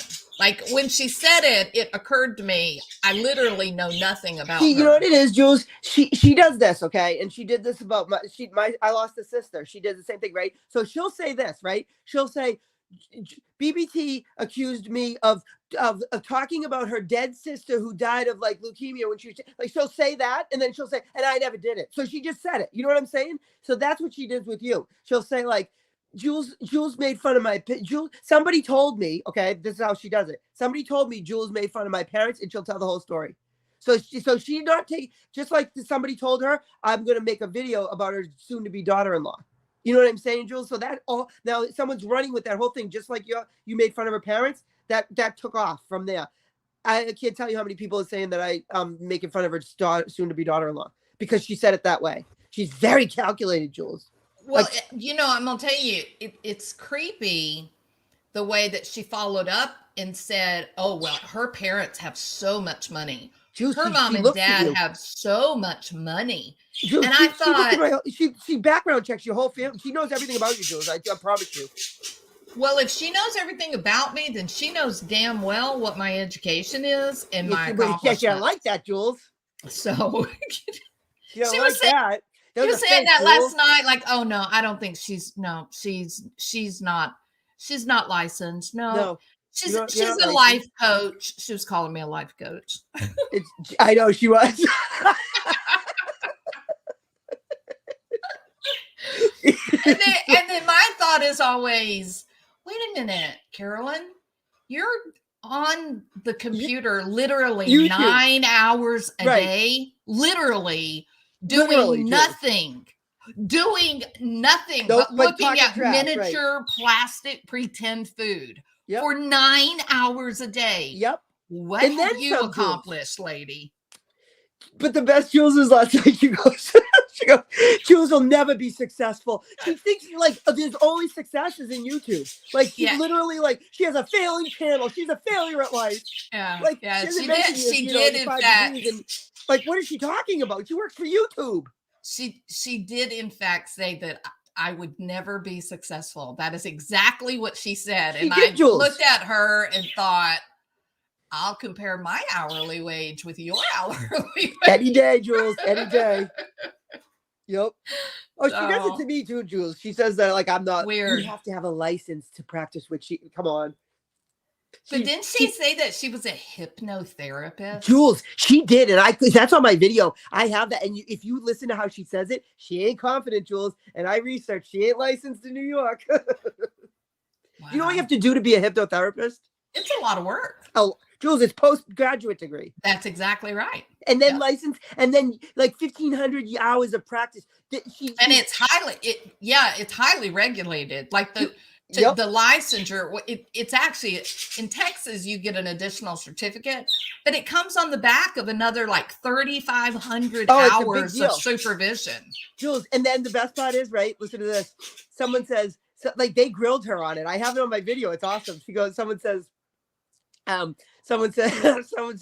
so you hypnotize people? And she goes, I have a license too. Like she stutters 15 times, right? There's no way what she explains, Jules, you'll understand this perfectly. Is she does guided imagery. That's what she talks about. So when she goes guided imagery, Jules. So she says so someone says, so how do you do it? And she goes, well, I tell people to close their eyes, pretend they're on a beach, take deep breaths, feel the sun on your face. Jules, no lies. Jesus Christ. That's I've got 20 apps that will do that. Jules, no, that's what she says she does.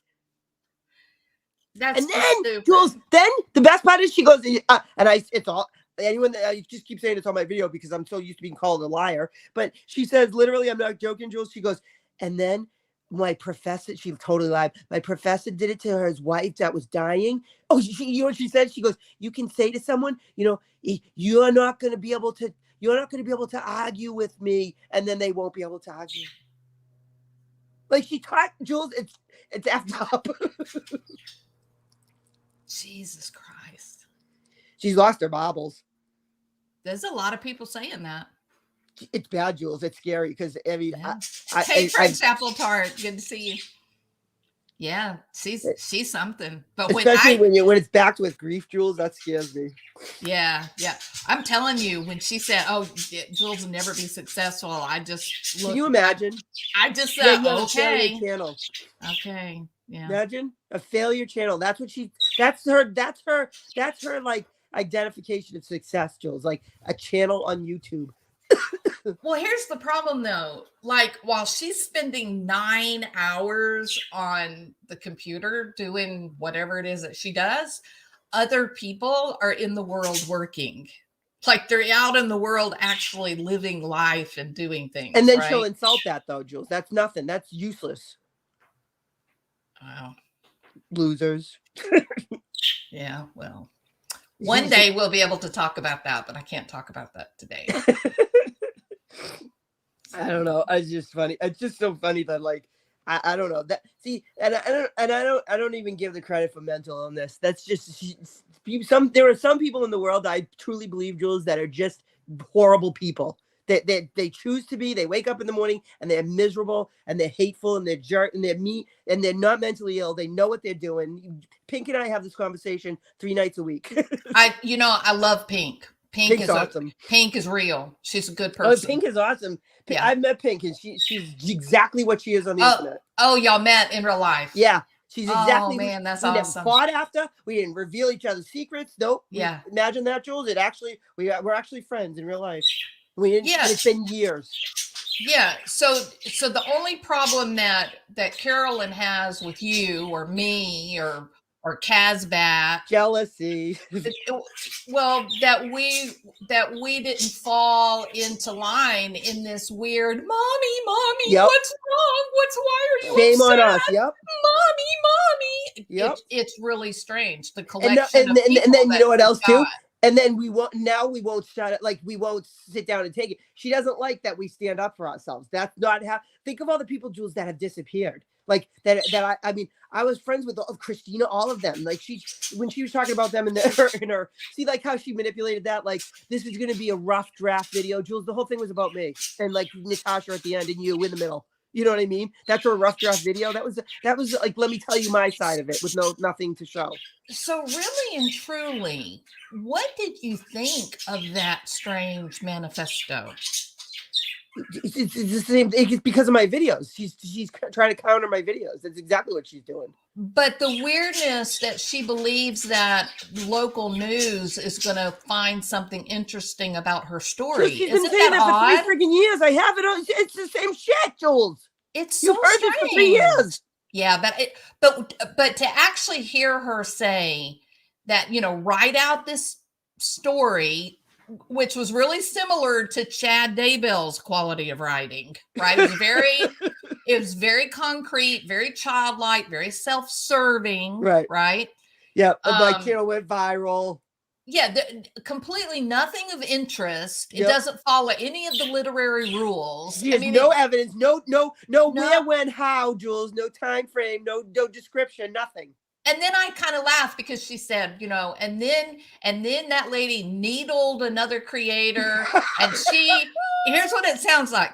She needled another creator, and she went off on me. And then in October of 2019, I told all her lies, and that was the end of her.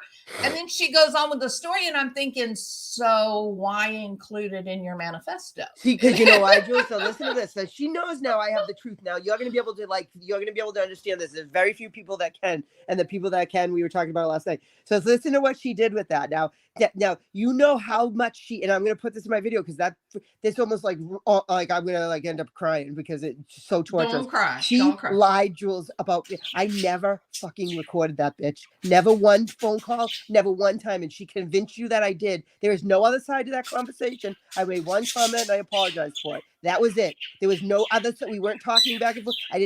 Those were voice texts. She said, and she had that. You saw what I went through with Diane saying that I recorded her. Notice in her manifesto, Jules, she didn't say that I recorded you. Weird. No. She left that out.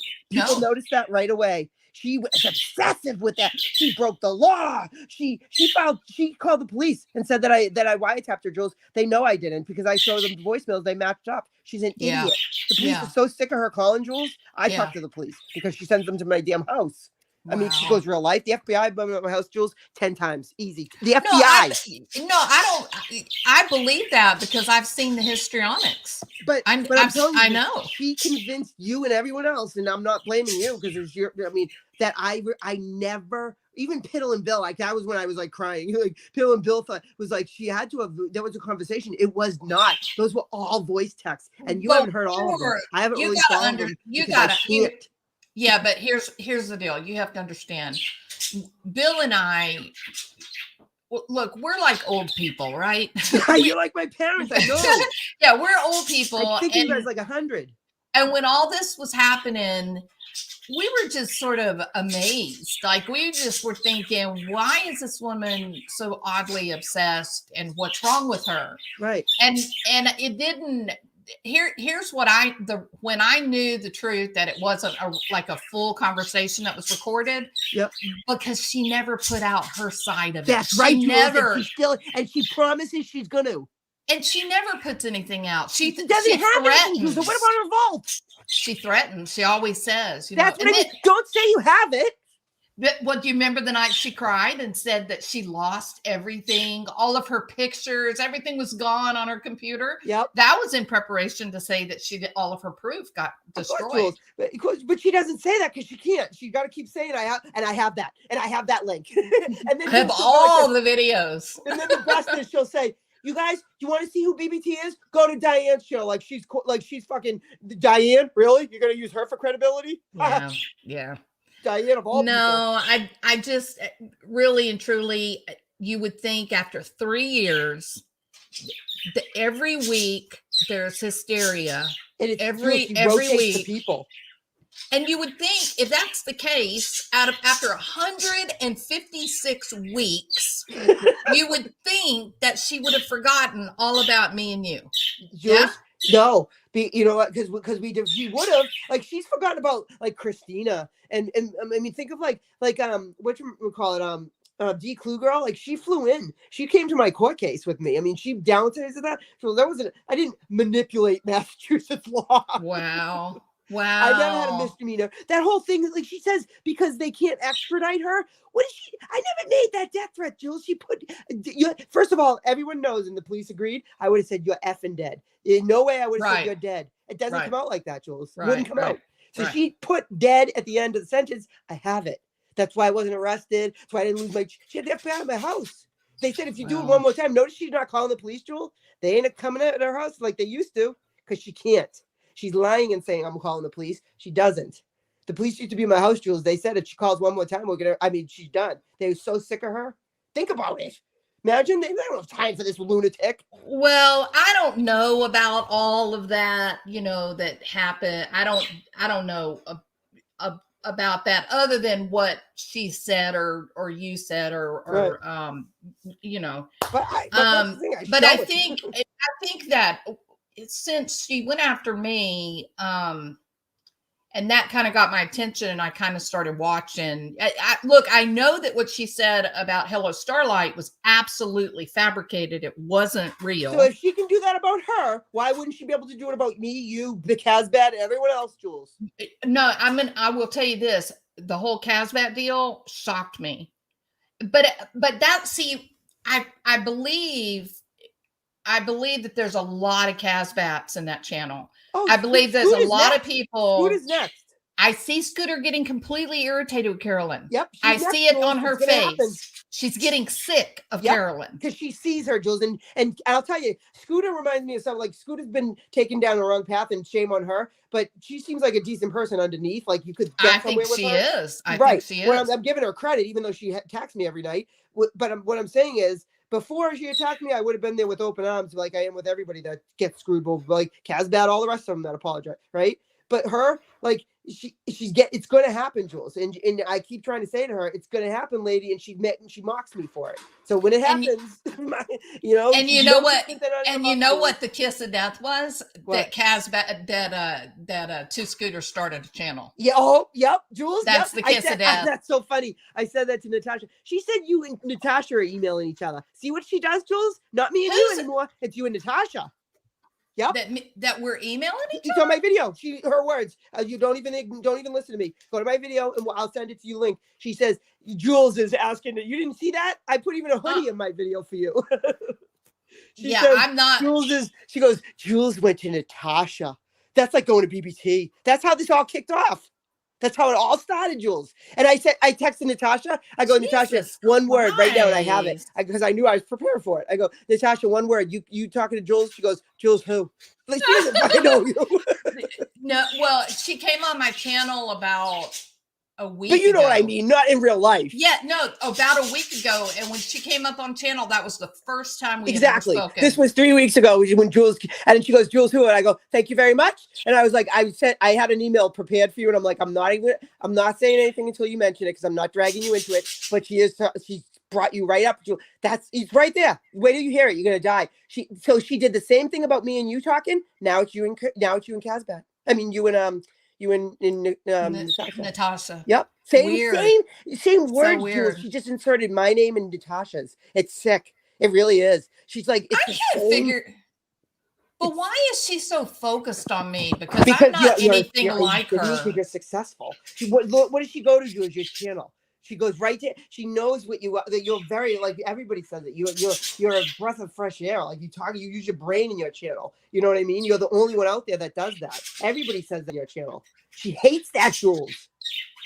She hates that. And she hates that I won't shut up because I don't have a channel. So she hates that I don't have a channel and I still can do this, you know? Yeah, yeah. She's you know, she's really been my menace. Like I have no problem with any. I've never had an issue. She can't produce one word. She says I mocked her deceased son. That right there would put me over the edge. Right there, I was done. Right there, I'm done. Well, she said that about Robbie, and she said that about Hello Starlight. You know, it's obscene that she accuses everybody of that, and it's blatant. Yeah, you know, yeah, and she can't show it. Yeah, she exploits her own kid. It's horrible. That is horrible to do. Her poor two sons, Jules. She talks about this in the car last night. I was trying to pull clips for my videos, like funny clips. I couldn't even do it, Jules. I was listening.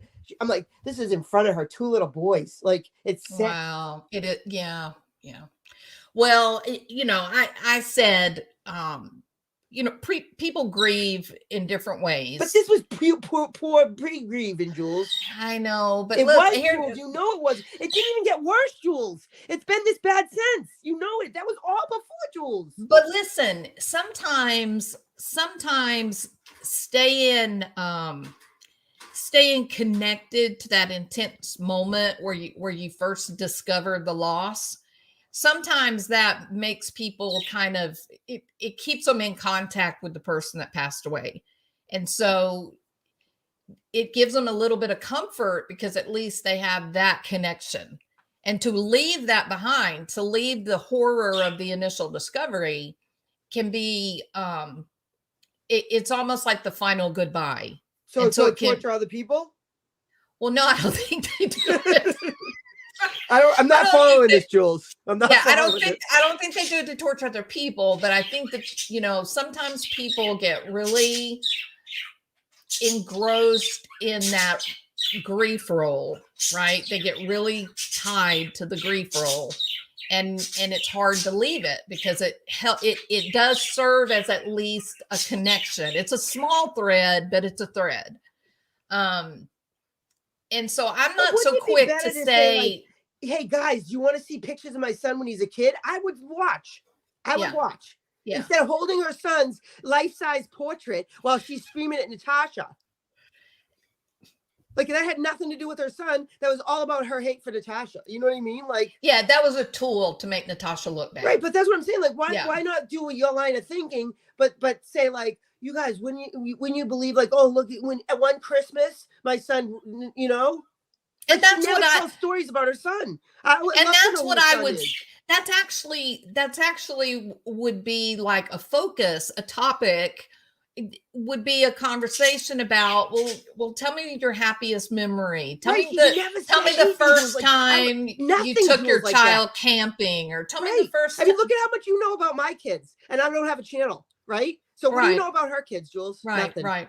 Right. Nothing. Not one. No. I couldn't tell you, Jules. I'm not joking. That's scary because of the, like, it's scaring me now. Of all the footage I've watched, Jules, not one friggin' mention of something like, I Well, remember when you know, like, my son graduated. Nothing. but I can tell you this, and I'm not sticking up for her, but I am trying to stay true to my own. And I'm not bashing her. I'm just saying it's just. I don't think you're bashing, but I would suggest all people, anyone who makes a channel on YouTube, to try to avoid really revealing too much about their kids. But in a situation like with a child that has passed away, it does bring comfort to talk about the good memories and the times. If that's what you're doing.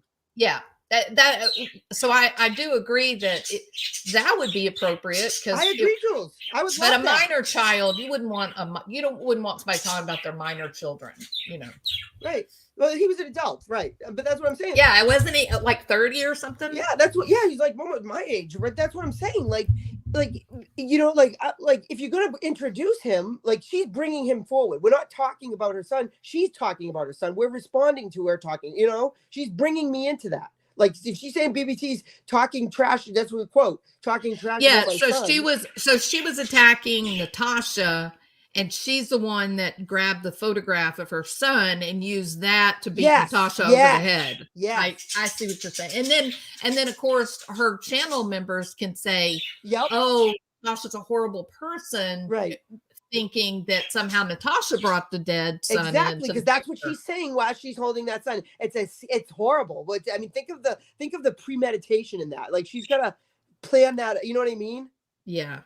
And she didn't say one thing. There wasn't one thing about it. Was all about Natasha. That was the whole life. And then now, you know what she says? They made fun of me. They were making fun of my grief. So she backtracks it and then like knows how to scam it backwards. You know what I mean? So she used it the whole way through. Well, I just wish, I really do wish that I wish that my name wouldn't be.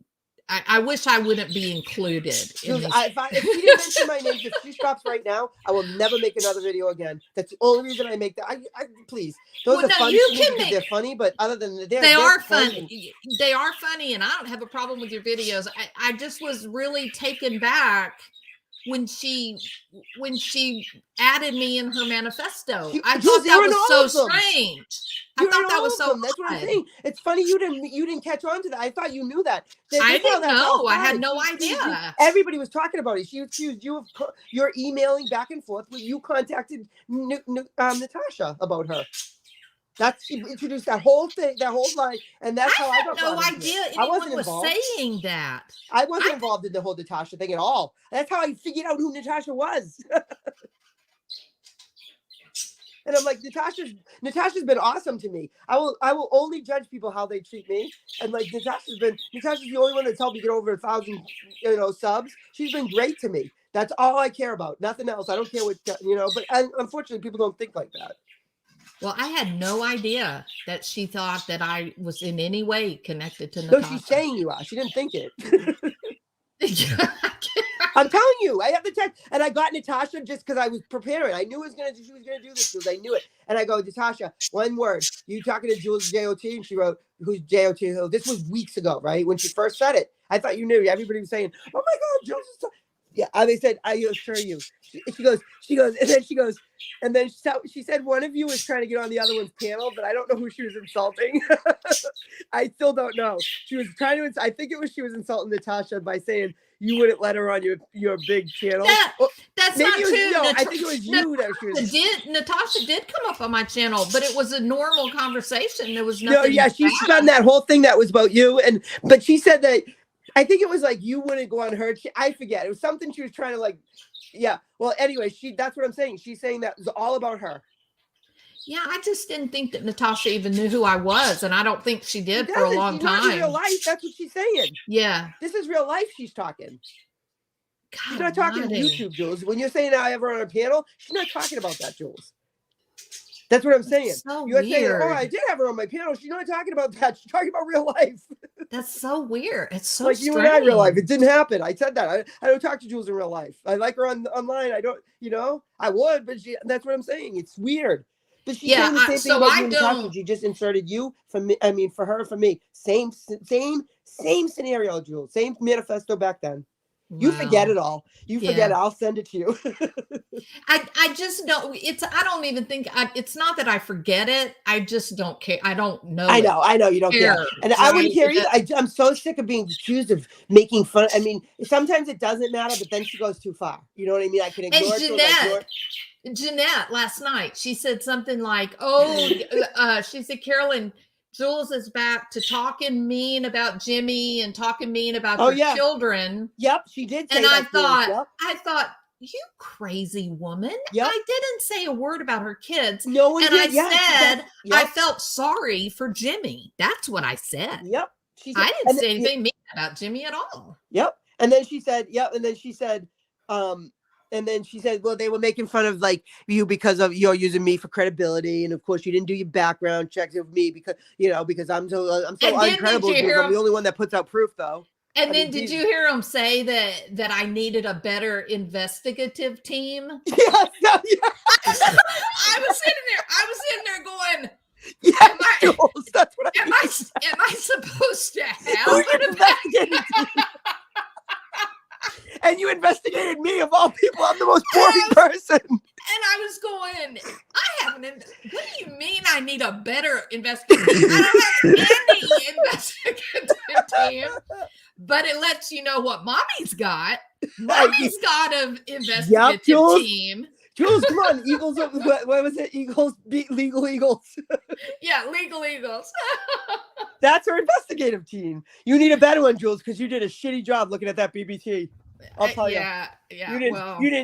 You sized up my whole life in one sentence. Like last night, she's a mother. She works. She comes home. She wipes her kid's ass. She puts them to bed. She gets up. She does it all over again. Yep. And you know what that is? That's integrity. That's someone that's, someone who's trying to get paid without working. That's what Chandler Halderson is. Someone who gets paid for sitting on a computer 9 hours a day just talking. I know. At least that's make a video. Not integrity. That's not integrity. At this point, the number of hours invested in front of the computer, you ought to be putting out edited, well-produced, videos like news. Every store she goes in, every car ride, it's bizarre. Constant. It's bizarre. Increasing. It's bad. It's bizarre. The hospital, and then she sits there and says, "I don't do it." That's what gets me. It's bizarre. It beats anything I've ever seen. That scares Jules. It is. When you say that, that's not a good sign. It is. It's the weirdest. It is the weirdest. It is, Jules. And I keep ever thinking to myself, and it's not mental illness. Nobody will convince me. And I understand mental illness, at least not as much as you, but higher than the average person. And to me, Jules, and then I think to myself, it must be. I go back and forth in my head, and I said, what would Jules say? Like, you know what I mean? Like, because it's so, like, how can she, like, you know what I'm saying? And I'm not just saying her. I'm saying that like, I know what it is. I know what someone would call that, but she's got to know, right? I mean, does she know she's lying? She's got to, because then if she can, this is how I proved it, because she took out, I'm arguing with myself. I'm not willing, here's the deal. I'm not willing to say she's a liar. I can't do that. But what I can say is that it's something very unusual that you have the capacity to get on a computer at 10 o'clock at night and stay on until 6 o'clock in the morning. And it's night after night after night. But so then what would you say it was if you can't say it's? So if she's saying Jules of Thought is, that wasn't me because you heard it with your own ears. You have an investigative team. What is that the truth, Jules? Like, how can you say that's not a liar? Well, no, I think when they said oh, Jules needs a better investigative team. She said that Piddling Bill flashed his gun on live camera. Okay, that was a lie. Exactly. That was a lie. She's a liar. That was a lie. Okay, Thank you. No, he did. I know he didn't, Jules. I know he didn't. I know that was a lie. You know that, but she says it, so she's a liar. And he also, I'll tell you this too. He also did not say bad things about her. Of He would course not did. talk about another woman. Piddle like and that. Bill is that everybody knows that. You don't have to defend Piddle and Bill at all. Yeah, that Bill that and Bill wouldn't be does in his his own thing. nature to But what go I'm saying shade is, at a like, that woman. bothers me. You know what I mean? Like, she's a Yeah. liar. I can't tolerate liars. Like, it's my pet peeve. I kill my kids. Know, tell me the truth, and you're free. You're golden. You lie, you're dead. Like, Yeah, I mean, yeah, I don't like liars. That is a threat to my kids. Well, she has come up with some really unusual, And they're hurtful. Like, that, It is hurtful. Yeah, she is very hurtful. they're There's no doubt dangerous. about that. They're life ruining lies. That thing that she did with Chaz was horrible. What was that? Not Chaz, Jax. Oh, Yeah, Jax. Where yeah. Oh, the whole Jules, pedophile. That was sickening. That was And I have it, crossing a Jules. She line. lied. It's right there. She lied, Jules. Watch my video. She says, she says she didn't look at, oh my God, she didn't look at the link. Now it's Natasha did the whole thing. She wasn't even involved, Jules. She didn't even know about it. Yeah, well, she I mean, was that was because a- I watched. No, that was dangerous. That, Jules, I mean, that's a that hate was crime. dangerous. That's a hate It was crime. a That's hate horrible. crime. Absolutely, it was a hate crime. I mean, no doubt. she's walking a fine line, Jules, and I'm telling you, she's going to do it to the wrong person. I've been saying it since day one. She's going to do it to the wrong person, Jules, and it's going to get bit dangerous. She better be Because careful. it's like she's sending herself this stuff and calling the police like that, Jules. You can't screw around with that shit. Yeah. Saying people Well- are swatting her and stuff and going after her daughter-in-law. You can't accuse people of shit they didn't do. Publicly. I It's called don't. slander. Yeah. Well, but and most people know that that's a really hard standard to meet. Not if she's lying. But I can tell you guys this: I actually do know of a company. If you've got $10,000, they will get evidence, digital evidence from YouTube that is admissible in a court of law. So if you need their names, let me know. So I'll take them. yeah, she's definitely said some things about me that really surprised me. Like I thought, what? Lady, you don't know anything about me. What are you talking? The whole thing about, oh, she's back on the sauce. I mean, That was Jules, so odd. And that's what I'm saying. Like you know as well as I do, when she checks our careers, like she goes after that on purpose. Jules, she goes right after your career. I mean, She did go after my she career. does, Jules. Every time she does. She did last night. She's got to bring it in. She's got to bring it in. A psychiatrist. Jules, she drops a lot of information. She's a scary. I mean, the amount of time she says where I live, Jules, is sickening. Now it's a joke because she says it so often. Like talks about doxing in real life. I mean, you saw my videos. I put in every one of them. I'm going to put in every one because I want everybody to see how she says the town I live in 150 times. I mean, I don't even, and not for nothing, Jules, I don't technically, everybody says this too. I don't really even have a channel. I just respond to her shit that, so I'm not a creator, like, and I'm up against a 40,000 channel, 20 of them are bought, but Yeah, but that's what she does, right? She goes for the small channels because they don't. There's not a lot of. Well, I was when she started on me. Yeah, but when she started on me, I only had 1,000, 1,500 people. Did you really? Oh yeah. Well, Jules, back then I can't believe it because I watched my shit from back then. She only had like 15,000. Yeah, I remember being corrected because I said something. I said something about that she had. Yeah, I said something about she had. You said 10,000 and she said 10,015. Yeah, something like that. Yeah, that's yeah. awesome. I remember that. I thought she was somewhere around like 17 or 18,000. I remember that. but she had, according to her, I don't know this to be true, but that's what she says. That she had been doing a blog for like 6 years before she started on YouTube. So she had a lot of people go from the blog over to the I don't think that YouTube blog is too thing. Up and coming though. I don't think she had anybody on that blog. I do remember how many nights did she cry because people were making fun of her eye makeup.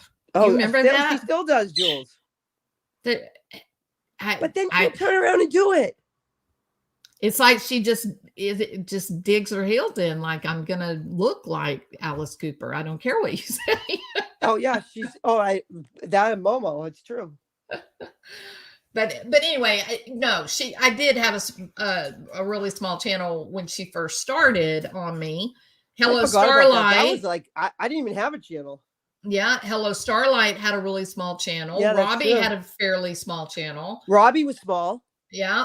And Yeah, Kazbat was she small. said We all were. I forgot about that. it was funny. She said I guess it was last night. She said something about that in 3 years I'd only gotten like 2,000 subscribers, right? And I thought, what is she talking about? I had less than 2,000 subscribers when she started bullying me. So I don't know what she's talking about. But anyway. She lies, Jules. Yeah. I mean, or she That's my thing. misremembers. What? Or she misremembers. Jules, you'll give it. Wow. Are you at work? No, Jeez, that sounds like the professional of you, sounding like you. Yeah, I'm not at work. Misremembers. That's such a politically correct word. Misremembers. Please. No. She's a liar, Jules. No, I So she forgot? So she forgot your husband flashed a gun online? conveniently. So she misremembered your husband flashed a gun online? She misremembered. I got you, Jules. I got you. Got you, Jules. I'm sorry. This one, I'm not agreeing with you. I'm not seeing this isn't flying with me.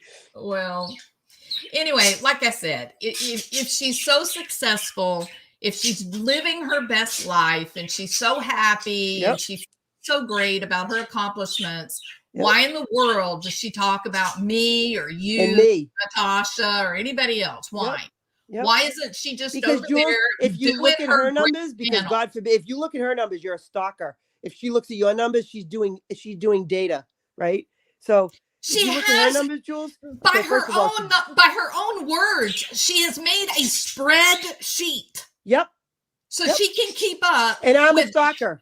James Poof.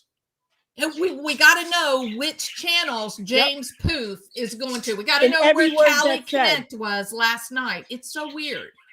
Jules, she doesn't have a spreadsheet, okay? She says she does. Jules, oh my God. I feel like I'm talking to like Jules. She says a lot of things, Jules. I know. You got to show me. I'm a behaviorist. Show me. James Poof says, someone told mommy that she ate too much eyeliner for breakfast. Yeah, that's what she said. She said you did, Jules. She said you told her you're eating your eyeliner. I have it. That's so true. Who is that said that? I'm looking. Whoever said that, Jules, has been around a long time because that was said. That I said that? Yes, I have it, Jules. Who said that? I'm looking right now. Hold on. Hold on. I'm looking. What in the hell? Yeah, too much eyeliner. James Poof, whoever, that's probably her. I'm telling you, somebody, I don't know. James Poof doesn't sound familiar, but I'm telling you, Jules, I have that. Whoever that is behind that channel is very, very connected. And it ain't James Poof. She said you did say that. I have that, Jules. In one video, there's this one clip. I'll send it to you. It's like 3 minutes long, right? And she says, it was during that whole thing with the Bill and Bill that same night. She says, you told her you go and eat your eyeliner. It was so weird. What does that mean? Jules, I don't know. I have it. So that's a quote. Ready? Quote, Jules told Julie, and she said, go eat your eyeliner. Go eat your eyeliner. That quote, unquote. Okay, James Poof is my credibility. I'm telling you, Jules. The hell? I'll send it. The breakfast, she didn't specify what meal it was for. She just said she told her. She definitely didn't say breakfast. I'll give her that. But she did say you told her to go eat your eyeliner. Jules quote. Isn't that weird? God, it is so weird. Bill showed his gun. Like, what? I don't get that. I don't know. That's so weird. Everything is death. Everything. I mean, a glitter bomb was attempted murder. Yeah. She's going to subpoena. She's going to subpoena that. You think a cop is going to subpoena that? She said she was going to have the subpoena that who sent that to her from that website. Now you read that website. You think they're going to subpoena that? No, they're not. Of course they don't know, Jules. They don't know. The cops are dealing with 25 murders from this weekend. They don't care about a glitter bomb. But what she doesn't understand when she sent this to herself, she forgot something, Jules. When she read it, they don't know who it is. You apply to it anonymously, Jules. They don't get your number. You buy it anonymously. That's the whole point. Oh God. Do you get it? You know what I'm saying? I do. I She get didn't. it. She didn't understand that, obviously, because you can't. So when she went on that tirade of I'm going to have the cops subpoena it because I have a pocket FBI agent and 17 open cases, right, in felonies, and she says Jesus. She says she went to the FBI because they wouldn't expedite what you call it? What's it called? Not expedite. Is that what it's called? No. Well, expedite means to do something quickly. No, Move ahead of the when line. she does when you abscond from justice, you get what when you get back when you get sent back, when you run away. Extradition. Yes. So she says that's why she had to go to the FBI for me because New York. This is a quote. New York won't how do you say it? Not expedite, but extradition. Yeah, they won't extradite her. That's the word I was looking for. Okay, they said I couldn't. Or find a glitter bomb. Yeah, they said no, for the death threat, Jules. For the death threat, right? They won't extradite me. Okay, hold on a minute. Hold on. Is the death threat? Yeah. Is it a felony or is it a misdemeanor? It's nothing, Jules. It didn't happen. But let's say in her world, if it happened, well, you'd have to be arrested, right? So when she's saying they won't extradite her, right? I'd have to flee. Where am I getting extradited? I didn't do anything. So who would arrest you? Would it be it would be Massachusetts because it would be where the crime happened. Okay, so Massachusetts would arrest you. I'd have to why in the hell is a federal agent going to come and get you and move you when it was a state crime? Well, that's what I'm saying. I would have to run to New York, which New York would have to arrest me there, right? They'd have to put out a warrant in Mass, right? I'd have to flee, abscond from justice, run to New York, right? And I'd have to be arrested there, and then they would extradite me back to Mass. That's how it would work, Jules. That's real life. She's an idiot. Why would extradition be involved if I'm not going anywhere?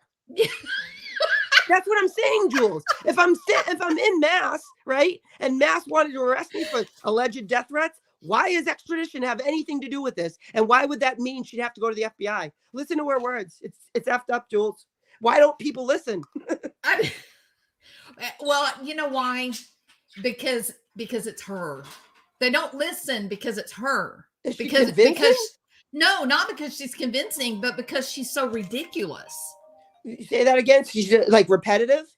Yeah, ridiculous. Oh, see, All that's the good stuff. news, but I thought you said she is ridiculous. But you know what else too? And she said this. This is how I know all her tactics. She says point blank, and it's scary. There's a few things she says that are very scary. And this is one of them. She says like, they say this to their people hundreds of times, and their people believe them. And she says it, Jules, with such like it's so revealing, like, and that's what she does. She says BBT gave me death threats, Jules, so nauseating how many times that people just believe it, and she knows that's a tactic, and she uses it. It's well, like, they believe that I'm an awful person because when I ended up in that channel that night, they treated me so rudely. Isn't that awful? I was really polite. I didn't say anything out of line. And then when Dorothy, banned me, they were like, "Oh, I hope mommy knows how much we love her.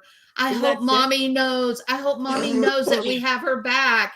And I was sitting there thinking, I hope you find your way to a pharmacy. Yeah, they know nothing about me, and they have bought everything she has said. Yep. Yeah. And then that sooner or later, Jules, I mean, that people are figuring her out more than ever before. So. I think they are more than ever. Oh, Jules, I get comments daily. I mean, it's amazing. I mean, what's so funny too is that like back then I didn't have a channel, right? And if you look at my stuff back then, I'm going to show it in a video, but I had thousands of comments, Jules. I didn't know you could like screen them like that, right? So they were all her bots. I know that Jules, thousands. You remember my channel? I didn't even have 200 subs. I didn't have any subs. And I went through that too. Yep. I had all of these really, really nasty, awful Jules, comments. Awful. Yeah. Same caliber of low. Yeah. Awful. Absolutely. Yep. And so now I screen my comments, right? You know what I mean? Like I put them through and I have to like approve them, right? And she'll write to me and she knows I'm not, she goes, "Go ahead and delete this. I don't care. But F you." And you know that you death threated Carolyn. I'm like, delete. It's the funniest thing. And it's under like, Sarah Jones. Like That was- Sarah Jones is going to take a minute out of her day to come and tell me that she knows I'm going to delete it, that I truly did death threat Carolyn. Yeah, so that was what something else they were saying last night. They were saying something about me. They were saying something like, "Yeah, like get a life. She has no life." And Carolyn's sitting there going, "Yeah, no, yep, that's right, no life." And I'm sitting there going, how do I get there? How do I get to a point where I don't have to be somewhere at every moment of the day? That's what I mean. How like, do I do that? That is such a good point, Jules. Like you saying, like she says, like she'll say that too. You know, BBT has no life. How does she know what life she has? Like, you know what I mean? How does that come out? That's like me coming out of my mouth saying, like, I hate social workers. They're idiots. They're all idiots. Every one of them. You know what I mean? Like that's how. You know, it's so mind-boggling. Like, you know, like, I think she I don't think she's ever done anything except sit in front of the computer to do her blog or to do her YouTube or whatever. I don't think she understands what it takes to work out in the real world. I don't think she understands I don't think she really knows what it to get up at 5 a.m.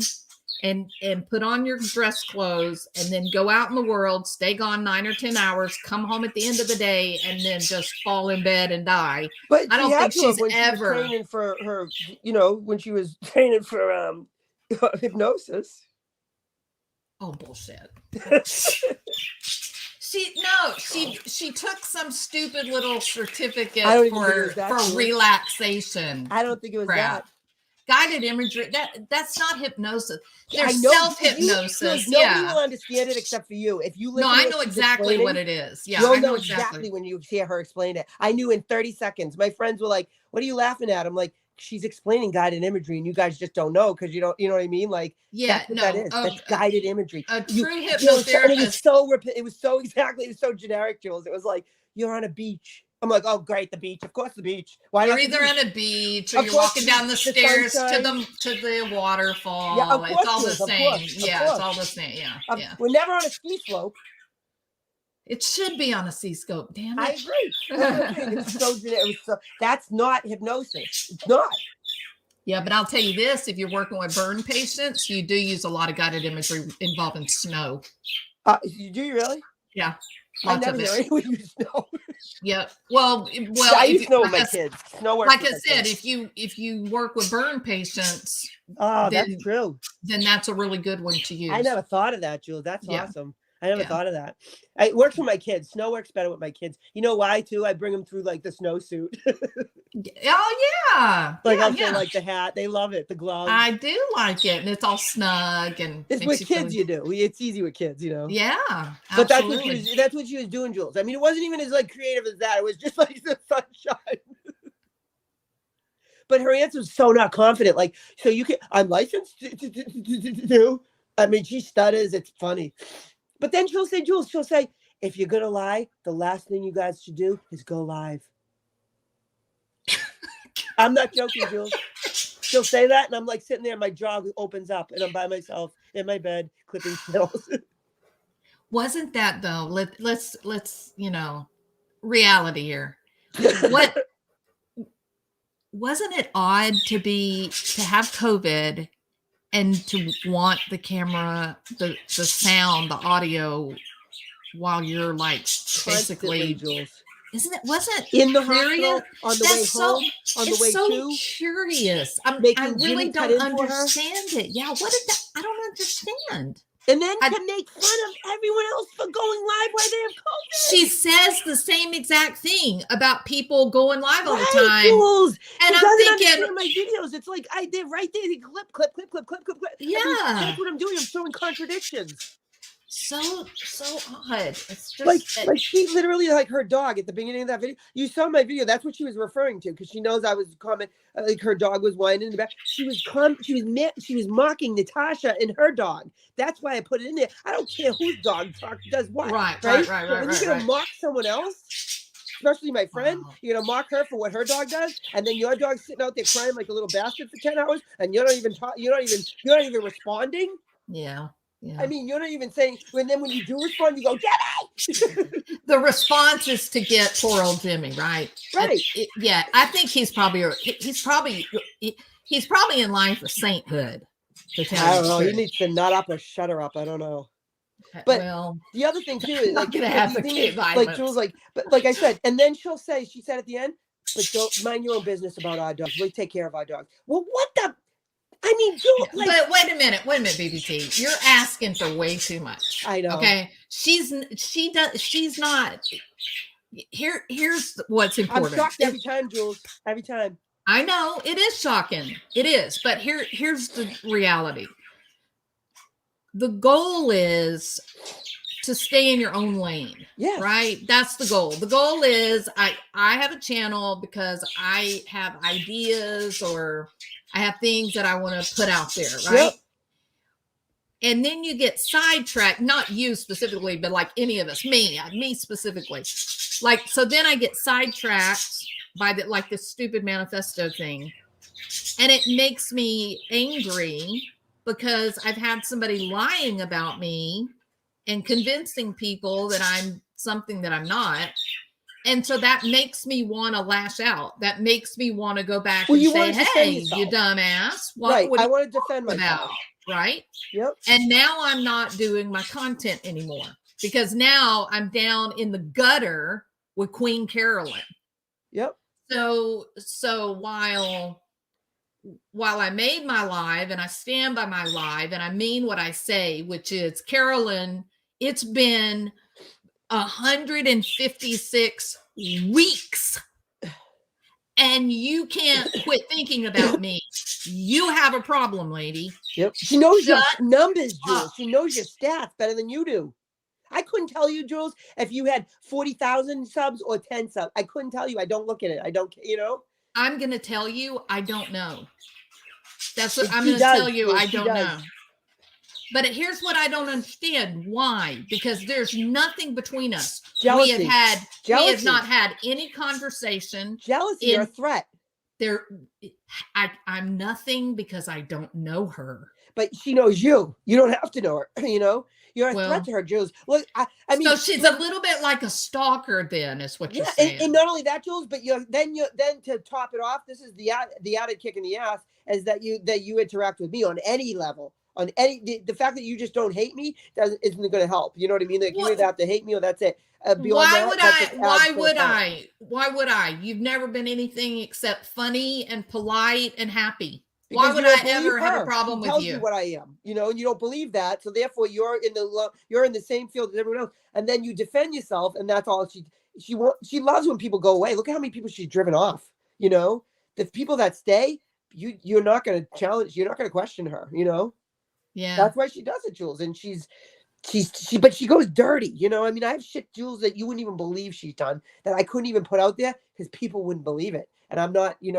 I've shown a few people. It's sick. I mean, well, it's pretty dirty. I mean, it's pretty dirty to tell a channel full of people that I was talking mean about her mom and dad. Yeah, exactly. Because that's kind of one thing about me that I haven't kept secret is that all of you guys know that, man, my dad, he was like my friend. Your dad. Well, and my mom too. I'm not neglecting my mom. I had a great mom, or I have a great mom. And growing up, I had my mom and dad. You have a respect good for your parents. Dad. You can tell, Jules. It's like a deep, deep respect. It's awesome to see. So it's weird that she would choose that I would badmouth her parents. It's almost intentionally insidious. You know what I mean? To undermine. Well, it was because like her parents are awesome. You know what I mean, Jules? That's what I'm saying. It's a threat. Like who else talks about? I don't talk about. I hate my parents. Like my parents and I get like problems. You know what I mean? But what I'm saying, and she knows that. So what I'm saying is like, look at that, Jules, right? So, but she goes, but yet I have a deceased sister, so she goes after that because that aligns with her deceased son, and your parents align with her awesome parents. You know what I'm saying? So there's the threats. See how it works out? I've done a lot of thinking about it. She's very behavioral, Jules. I only look at her. I agree. If you look at her clinically, that's why I can figure her out. I don't look and at the her And the fact that she has such a you look at the specific people she has trouble with, it's Yep. always people that are doing better than her. Oh, yes. I'm talking about people in real life. Yeah, I'm not exactly. talking Sure, about sure. that their channels are doing better. I'm talking about their real life existence is better. Right. But she doesn't acknowledge it. See, that's what I mean. But if she could, Jules, that's when she goes, that was the whole, like, when she wants to have a degree, right? When she wants to have a real life degree, then it's awesome, right? Then it's okay to have a Does real she life have degree. one? Is she educated? No, but she says she is. What does she claim that she? She's a licensed hypnotherapist. No. What's her real education? That's what she says. I have no idea. That's what she says. I swear. So she's told. Wait a minute. This is fascinating. I kid you not. She has told people then that she is a psychologist. No, a licensed hypnotherapist. Well, you hear that word? I Therapist? know what you hear. I know. Yeah, right. That word therapist, that says master's degree or higher. Oh, absolutely. You need postgraduate. You do. She clearly did, but she says it, Jules, so fucking. She doesn't have that degree. So someone goes, "You can hypnotize people." This quote, right? It's on my video. She goes, "Well, I have a license too." Okay, so how do you do it, Jules? This, and I have this quote. I quote it. I cut it just for you. She goes. Someone goes, "Can you do that to yourself?" Quote, "Can you do that to yourself?" Well, if you're on Valium, you can. Jules, I almost passed out. Jules, I did it for you. Go watch. I put in there JOT. I kid you not. There's no one that will get that except for you. I heard that. I was like, oh. It was so subtle, but it was said. She goes, "If you're on Valium," I'm like, no, she didn't. So ridiculous. That's so illegal. Oh my God. You're going to recommend mind-altering drugs to do it to yourself? You just pass out. That's not hypnotherapist. That's called Valium. That's called pharmaceuticals. Yeah, that's called your drug. You're snowed. If you have Valium, you don't need him. Yeah, you don't. Which she probably does, and probably experimented with that, and then she took on the persona. I mean, she's like Chaz. So listen. So I had to go for this MRI. That was crazy. Oh my God. I was there for like 3.5 hours. It was awful. It's a horrible experience. And so obviously I have claustrophobia. And so it was an open air MRI. So that was a bit better, but still they put that damn cage around your head. You know, I know that. It's awful. And so my doctor gave me some diazepam. Yep. And I think they gave me 2 pills, and I believe they were 0.5 each pill because I'm such a big drug user, right? Yeah, Jules. I mean, 0.5. Jesus, that's like M&Ms. We call those M&Ms. Right. Okay, but you're gonna love this story. So each one was 0.5. You know, and the prescription said, take one when I arrive in the office, and then take the next one when I lay down on the table to go ahead and take the second one, because they knew that it was going to be like a really long time consuming, thing. And so I'm so weird about drugs and alcohol, and everything. And I was like, I'll be fine. I'm a psychologist. I can talk my way out of this. Yeah, that's what I was saying. I was going, look, I'm just going to do my breathing. Yeah, exactly. I'll do my visualization. Yep. I can do systematic relaxation. I'm going to phone a friend. Yeah, see, I had all these plans. I knew exactly what I was going to do. And so now I had the pills with me, and the lady said, do you have your medication with you? And I said, yep, it's right here. So she put it up on top of the filing cabinet, and I saw the machine, and my throat tightened, and I was like, oh my God, holy hell. And so she said, did you take your medicine? And I said, no, I really don't want to take it. I'd rather not. And she sort of looked at me, and she said, well, you seem a little nervous. I said, well, I am nervous, but I'll be okay. That's awesome. So I laid down on the thing, and she got me all ready. And I went in, and I mean, I'm telling you, I bet it went only like to my chest, right? Yeah. And when I saw that come over my face, I was like, wait, back me out. Nuh-uh. I said, I need You're my like medicine. beep beep. Yeah, yeah. I said, I need my medicine. And she laughed.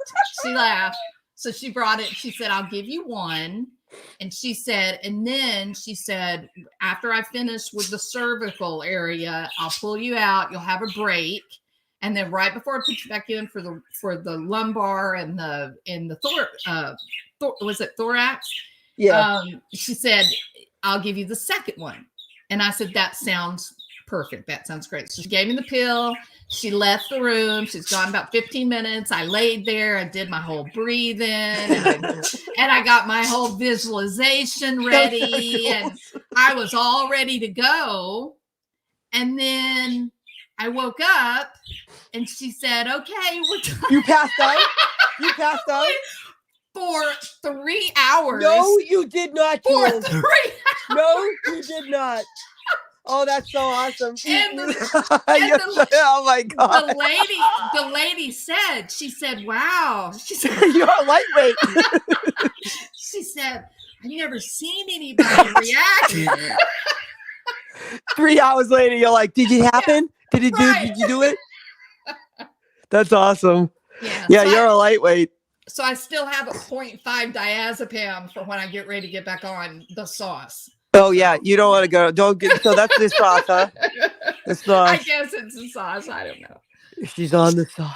Yeah. Piddle and Bill made a lot of fun of me. We did back then. That was funny. He was funny. He was really funny. Yeah, he's a funny guy. He is. That night, my daughter loves hearing him talk. We used to watch his cooking channels. My daughter, it's the only thing I can let her watch. She'd go around the house. She was so cute. She'd go around the house and be like, it was back then. She'd be like, GoPro, stop GoPro, the GoPro. She'd be like, I put that part in. She thought it was so funny. He'd yell at his GoPro every day. GoPro, stop GoPro, GoPro. I wish GoPro.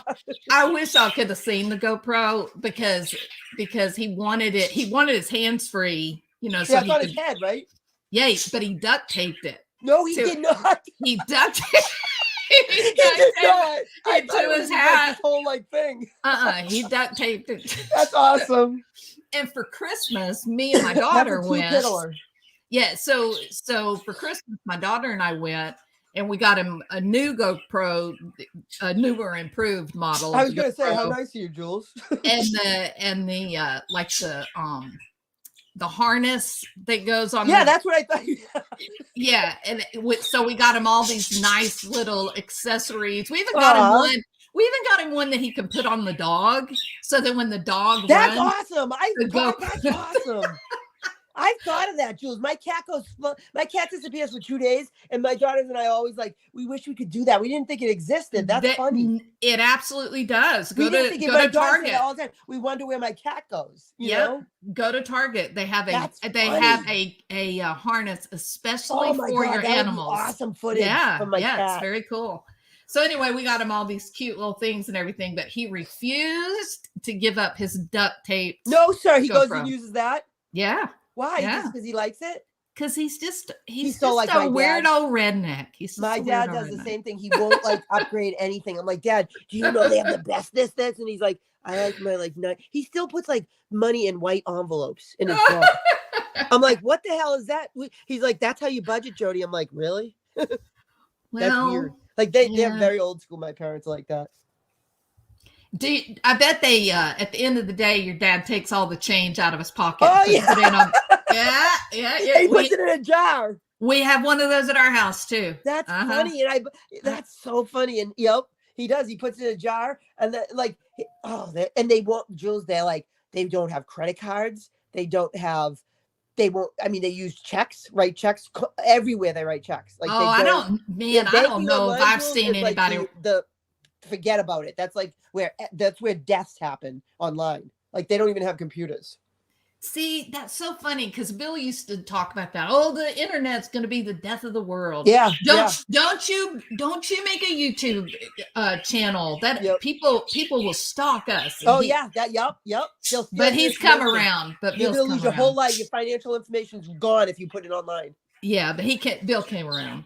So. Yeah, my parents have it. I mean, minimally, but no, that like if I said like, like the whole like in my, 10 years ago, actually it was last week. Should I put this on your credit card? I'll give you half the money. No, like they'll rather pay for it. Like like they won't let you use your credit card. It's nope. Wow. They're I funny. haven't seen anybody write a check in I don't know how long. It was funny when you were saying, my parents write checks. And it's weird. Like, yeah, my parents really do write checks. They pay cash, everything. Yeah. But you know what else was weird too when you were saying that last night about like you and Bill and Bill like go to bed at the same time. Like that's such. My friends and I talk about that all the time. That's such a generational difference. Like my parents do that too, right? Yeah. And no one I can't tell you probably one of my friends that sleeps with their husband, and we're all at like the 12 years marriage age. They all sleep like in different bedrooms. Yes.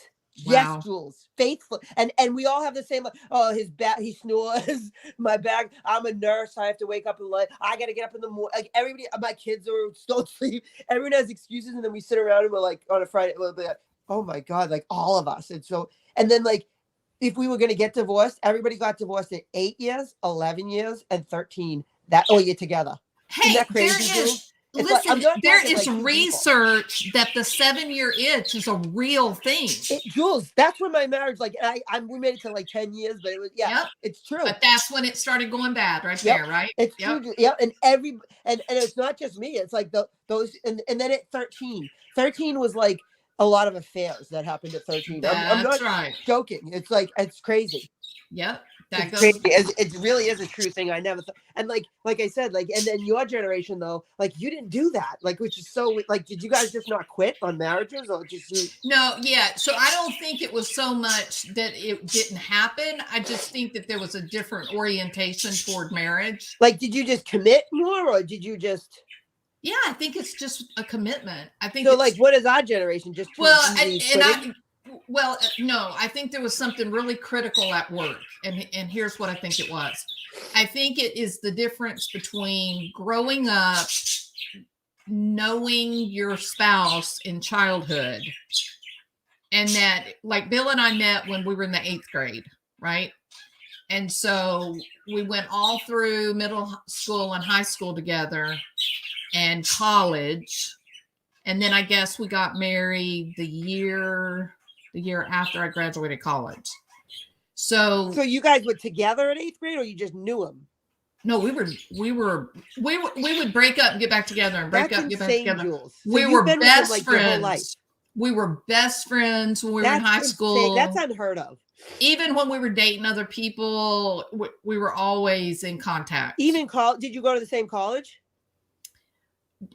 For about a year and a half, we were at the same college, and then I moved. It's crazy that you guys stayed together since 8th grade. Did you live near him?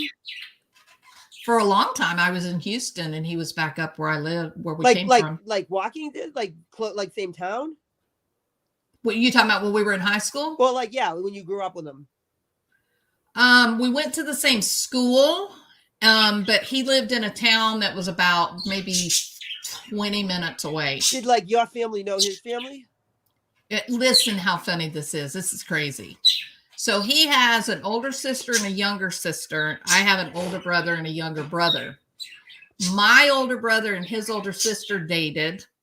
My younger brother and his younger sister dated. No way, Jules. His dad was a teacher at the same school that my mom was a teacher, and they were weird. They were like best friends. Like they were always talking. Yeah, it was crazy. It was crazy. That's awesome though. So so it's a weird, I couldn't get divorced if I wanted to. You know what I mean? It'd just be so complicated. Well, that's what like my parents, like, and they've almost grown in, like I said to my parents the other day, I'm like, you guys like start to look like each other. Like it's weird.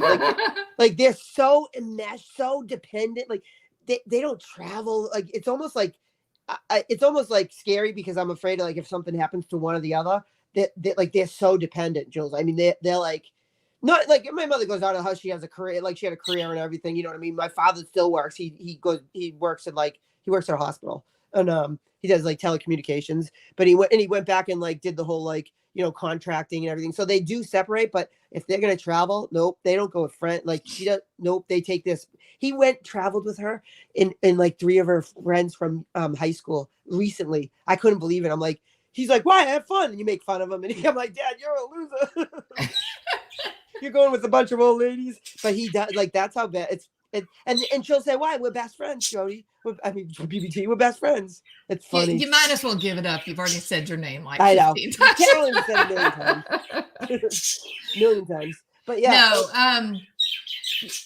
No, So even though Bill and I have known each other and been, really, really good friends since we were kids, we've also been really, really independent. So like he works over in Egypt. He'll be gone for a month or 2 at a time. I didn't even think he worked. I was surprised when you said that last night.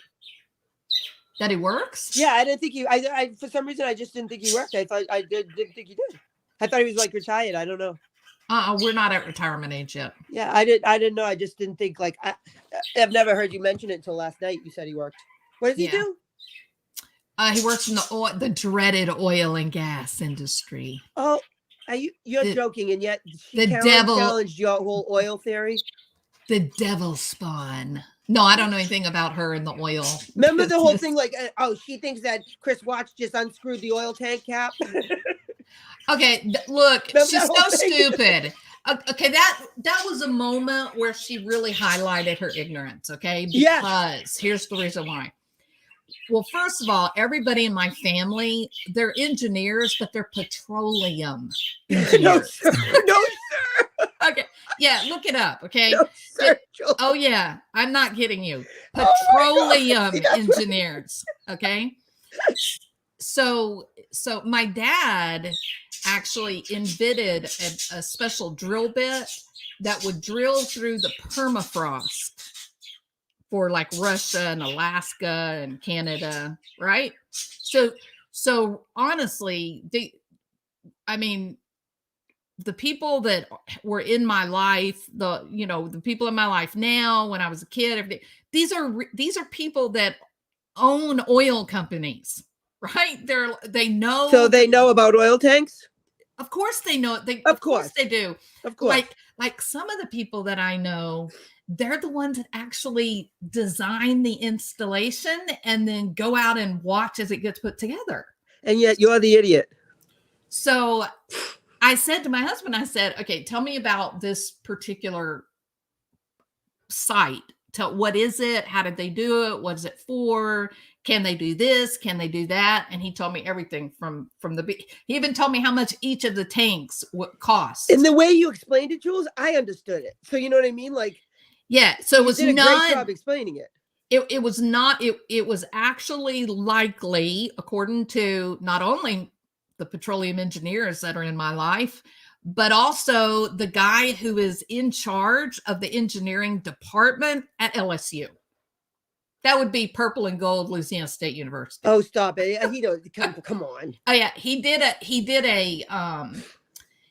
interview on the local New Orleans channel where they asked him about the Chris Watts thing, and he said, "I don't know what happened. I'm not law enforcement, but it is not likely that a child would be able to go through a thief hatch unless that child was pulverized." He said that. And what does that mean though? Like pulverized, like meaning soft, like putting a teddy bear. Oh, so like still warm? No, or well, alive? putting a teddy bear, like no bones, to go through an 8-inch opening. Oh. And he's the one that said, now there is a man hatch on the back of the tank. Yeah, that's what. Is opened. It's opened so that we can gain access and we can service the tank. We can clean out the Which tank. he would know that. Chris would know that. 100% he would know that. He would know everything about that. That's his part job. what he did, right? 100% that's what he did. Yeah. You remember the night where with all the whole, we're going to go to this restaurant to eat. No, we're going to go over to this restaurant. I think that was a ruse. They went to one, they went straight out to the oil tanks. They prepared the location. They went back to the second one to try to be the alibi. And then they went and did the dirty deed. So you think they put them in the tanks the other way? And Shanann screwed up their plan because she was late. Yep. And that's why she ended up not in the oil tank. I agree with you, Jules. I agree. And I think they were going to blow the tanks. I do, Jules. I think you literally just said I think that's the exact thing that he was planning. I do. Yeah. I think that was all screwed up when she was late. It would have been done exactly. But so you think that he put them in the side of it? Yeah. Yeah. And so that's why you think that, like, that makes sense, Jules, because let's think of what you just said. And then that makes sense that that's how he would get her in, right? Yeah. If it had gone according to plan. Right. So that makes total sense, Jules, right? Because why else would she be out there, right? If he didn't think that she was going to, he wasn't going to leave her in a field wrapped in his bed sheet that's tied directly to his house. That's right. That's why I think that intention was to go back. That's why he put that the top of like the rake. Yeah. That was a marker, field, wasn't right? it? That was a marker because he broke it off and then he stuck it in the ground like right. a tombstone. Do you think he was going to go back? Yeah, I think it was a marker. Yeah. Yeah. See, that's what I think, right? Because I don't think there was a big conspiracy, a lot of people involved. I think he had one other person helping him. Yeah. And they did it together. That's what I think. Yeah. But I also think that why do you think that she got off though? Oh, because I think that she saw the writing on the wall. I think she said, I better go tell everything I know or they're going to get me. So you think that like because she gave like that's what saved her? I do think that's what saved her. And I think that's what's saving Kat. You do? I agree a little bit. I think she knows. I think she knows. Than she's saying. I agree. Absolutely. There's a lot of now that you mentioned that, Jules, you should do that. There's a lot of similarities between those two and how they're approaching this. Yeah. That's true, Jules. They were both so innocent victims. Like because it struck me when that prosecution like made it very, very clear, like, and she is not involved. Like, I mean, they made it a point to say that, you know, because without her screenshot, they never would have found the legs of the mother. You're right. You're absolutely right, Jules. So she did cooperate. And yep. I think she just spilled her guts. I think she said, don't hurt me. Let me tell you everything I know. And I think they gave her immunity. But I also think that I think she knew more up. You are not delivering, right, at 7 a.m, multiple cleaning products to your boyfriend who has no story as to why you know what I mean? Like, you're just not doing that, Jules. That's right. And the mother's taking him out for dinner. Like this didn't happen overnight. Like he didn't. That's right. He didn't become suspicious overnight. You know. That's right. And why in the world is the mother inviting him to come live at her house? There's a whole bunch of stuff that's really shady. And not only that, but Jules, but like the all three of them like seem suspects. Just with the whole like when you got in the pool with them. Well, like. I understand, like she was like caught off guard, and their partner didn't want him in there. But what's the point when you say get the hell out of the pool? You know, like he was in the pool. I'm gonna tell you this, okay? Because I thought about this because it was so odd. It was so it was out of the ordinary. If I was in the pool, let's say with Bill or with my best friend or whatever, and I didn't have a top on. Yep.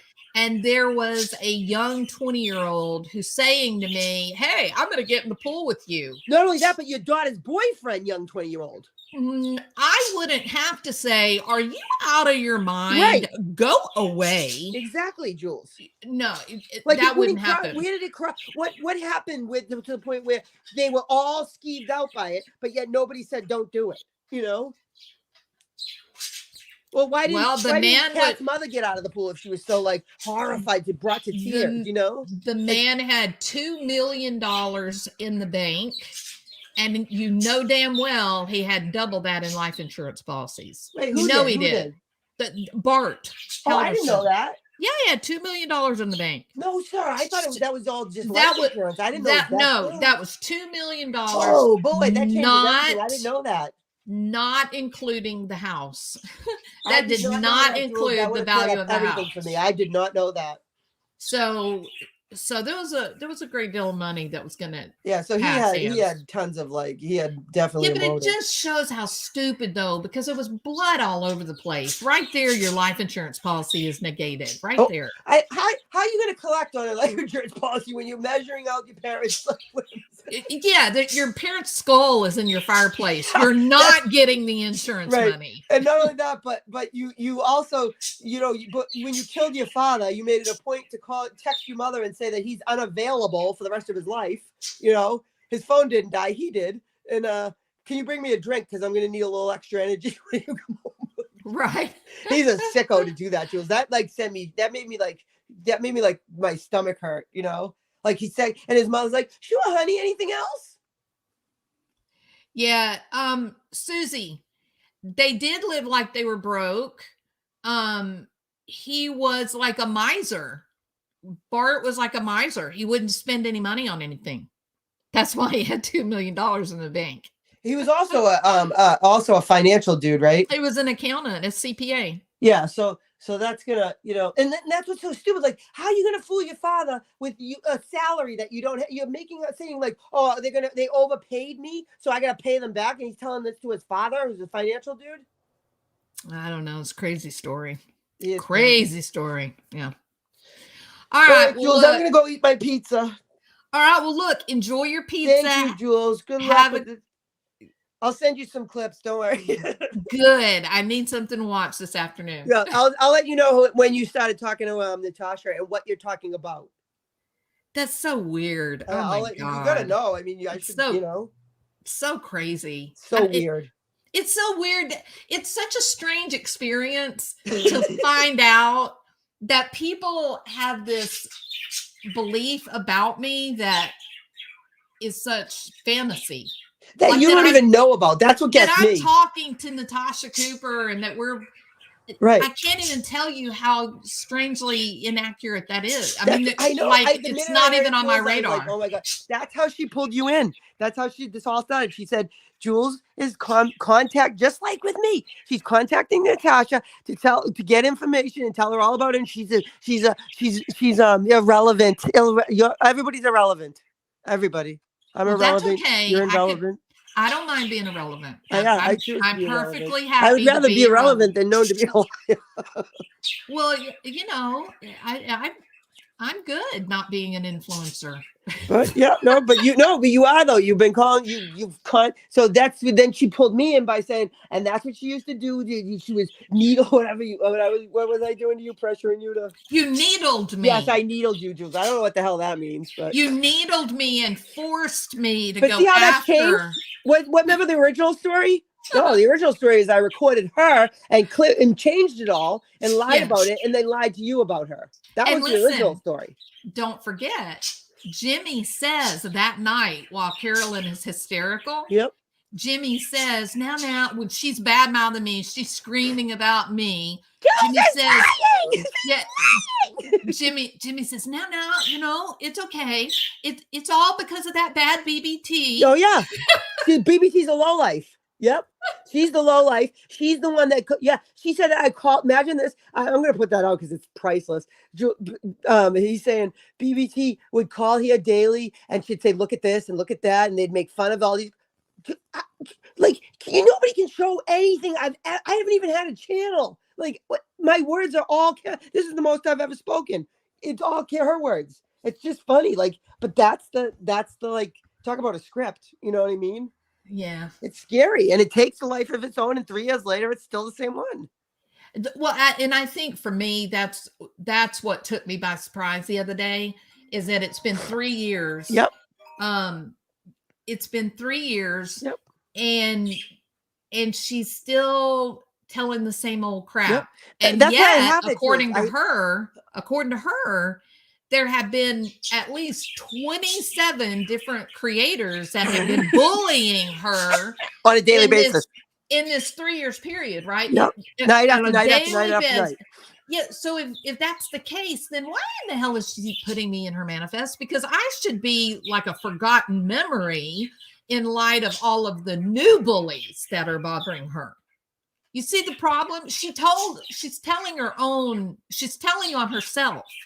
to I still have be that talking saying, but I about don't even know it me. because she says it. What's it that saying when you say like I'll profess something? That protest too much. Yeah, I don't know the saying, but she says it, and I have it in my next video. It says it like every Jules. That is, she says those words. That's what gets me. Like, it's one thing to like, to accuse people or whatever and say like, oh, she's making fun of my animals and stuff, but then don't make fun of someone's animals. Like that's what gets me. No, yeah. I mean, and that is, Jimmy said that on Diane's channel. He said, oh, well, honey, maybe we just shouldn't talk about other creatures. I was like, damn, Jimmy. Bingo! Damn. Ding, ding, ding, ding. We have arrived. Boy, it took you guys all these years and all these channels to finally realize that. It's crazy. I mean, like, that's the thing is, like, and then she'll say, like, we're ganging up on her. Like, she'll say we were stalking her now. We're, like, we're harassing her. We're threatening her and all this crap. But then, Jimmy! Like, he's like, it's just, it's crazy. Yeah, so that's what's going to happen now, right? What's going to happen now, because I acted out and I said, you're full of shit. You're a liar. You defended yourself. Because I spoke out. Now it's going to be this, me and you talking. This will be where we ganged up on her. Yep. Yeah, this will be evidence that what she's saying is true. Yep. Like she creates situations Yep. that allow her to say, look at what a victim I am. Absolutely. But the problem is everything that she said about me and her stupid little manifesto were things that happened 3 years ago. And they didn't happen, Jules. Well, no, they didn't happen. But that's when she's claiming Right. that all of this happened. And She was going to the meeting back then, remember?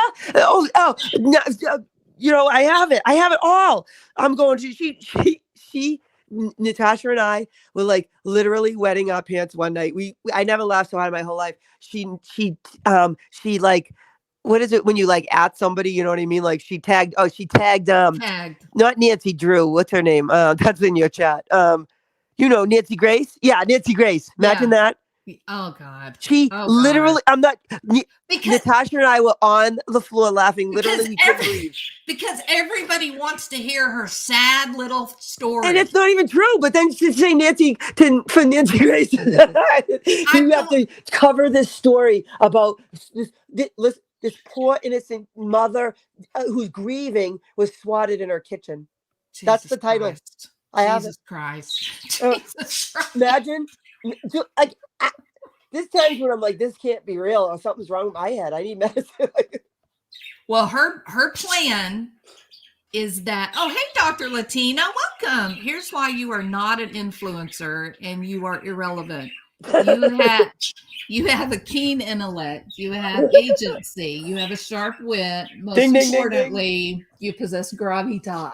Thank you, Dr. Latina. She's right. You are a sweetheart. I appreciate you. And that's her medical opinion. Thank you so much. Well, anyway, I'm gonna say this one more time. I was in shock to find out, like just a few nights ago, when somebody messaged me and they said, "Oh my God, you are in." She wrote about you as one of the people that is hurting her, and you have to listen. And I was like, "No, and it wasn't not me again." Who wrote you. And it was not you. Yep. No, Before she says that. No, it was not. Nope, I am not running. I'm not bringing you into this. When I went over and listened, I thought, oh my God, like has she invented something new? I mean, how in the world does she factor me in when I really focus on my own business, right? Your channel is the best. I mean, so anyway, I just couldn't imagine what it could be. And when she talked about the part about me, it was exactly what she was saying 3 years ago. It's uncanny. And what I was thinking to myself was, but if she is such a victim, if she has someone new every week that is bullying her, and that was 3 years ago, why didn't she include all of those bullies that were making her scream and cry and wave her child's photograph around? Why wasn't she talking about them? Why is she back to me? Because from she's back 3 to me years and ago? you're connected to me. I'm telling you, I'll answer you, honestly, Jules, because I made Oh those my videos. God. Look at what she wrote. Look at what she said in there. And she was very calculated. If you listen to that, like go back and listen now after we've had this conversation, because she doesn't accuse me. That's profound. I'm going to so focus on that. She doesn't accuse me of recording you, Jules. She was obsessed. So she very much tailored that little manifesto, the new one, the new version, to what I will be able to put on my video. So she couldn't say that because she knows I can counter that. So she was look at how vague that whole thing. Oh, I got a SWAT pipe bombs in my yard. Why aren't the cops doing their jobs? Why didn't they found this person? You know, it's clearly not me. I've been cleared. Did they find a pipe Jules. bomb? No. What the heck is wrong with you? Why, Dr. Latino? Can you help me, please? Help, doctor. You know, look. Why would you ask that question? I am the perpetual optimist. I have faith in humanity, and I keep thinking that this is a situation where there's something I don't know, because I keep thinking there's no way that this woman sounds this unhinged. Jules, Like there's no way. I'm telling you, there's nothing you don't know. There's nothing to know, Jules. There's nothing that. Why do you think she's going to the SWAT, Jules? And she and the spring-loaded glitter that failed. I don't know why she is talking about the SWAT. She has nothing because else. It happened 3 years ago. She has nothing else, Jules. There's nothing. If she had, think about it. If anything, if anyone ever went after her real daughter in real life, well, why don't they? You know what I mean? Like, God, I should give her any ideas. But you know what I'm saying? But what about all the people that made her cry and scream 3 weeks ago? Why didn't she write about them? Because it was because they didn't make a video about her. I did. Oh. So once again, I get drug in because of your shit, BBT. Oh, did we lynch BBT? You totally do. Oh, See, it's my and sadly, Jules, that is true. Sadly, it's true. But see, like that. Well, but she hates you. What? She hates you. She really does hate me. Yeah, she does. Because I speak the truth. She knows I can expose her. She knows what she did was shitty. And she knows I'm not going to just walk. Like all the people that were like around that time, think about it, Jules, they all just left. You know, they're not going to put up with that crap. Some of them are my friends. Like my friend that she calls that lesbian, that's horrible. Horrible. It is horrible. It is like horrible. Sarah's my friend. We both got divorced at the same time. She was my best friend. I grew up with her. The girl lived with me for a while. She had nowhere to go, and she woke her back on the internet. No way. It's just more of the whole, arrogant, know-it-all kind of. But that's my point. Is like that girl. No one's gonna do what you want. Like what you and I are doing, and we're standing our ground. Like that. It's hard to do. I'll admit it. She's pretty brutal. She's brutal, Jules, and she's got so many. It's like I got one, you got one. Like you know what I mean? Yeah. She has to keep track of all this. It would take a vault. Yeah, she does have a assortment of flying monkeys, no doubt. But anyway, I really hate that that it's back. And the devil left, Jules. Well, I thought it did. See, that's my foolishness. I really did think that she had forgotten all about me. So I'm pretty surprised that she did. You're things. irrelevant. She never thinks of you. I know that's what she claims, but how does she know how many subscribers I have, or knows, how many I knows. lost, or how many I gained? How does she know? And she knows the month you got them. You know what? She also said one night in her channel, somebody came in and she said, "Oh, I've seen you before. You go over to JOT's channel." I'm like, what? How do you know who comes into my channel? It's so strange. But you know what? Last night I caught, this is gold. Wait till you see this. I was going to send it to you, right? She goes like this, and I've known she's done this for a wicked long time. She'll make comments about people, so she'll kick off like, it's sick. She'll kick off, so she'll go like this, and no one's named BBT's in the channel, right? She'll go, BBT, why don't you come up here and say that to my face?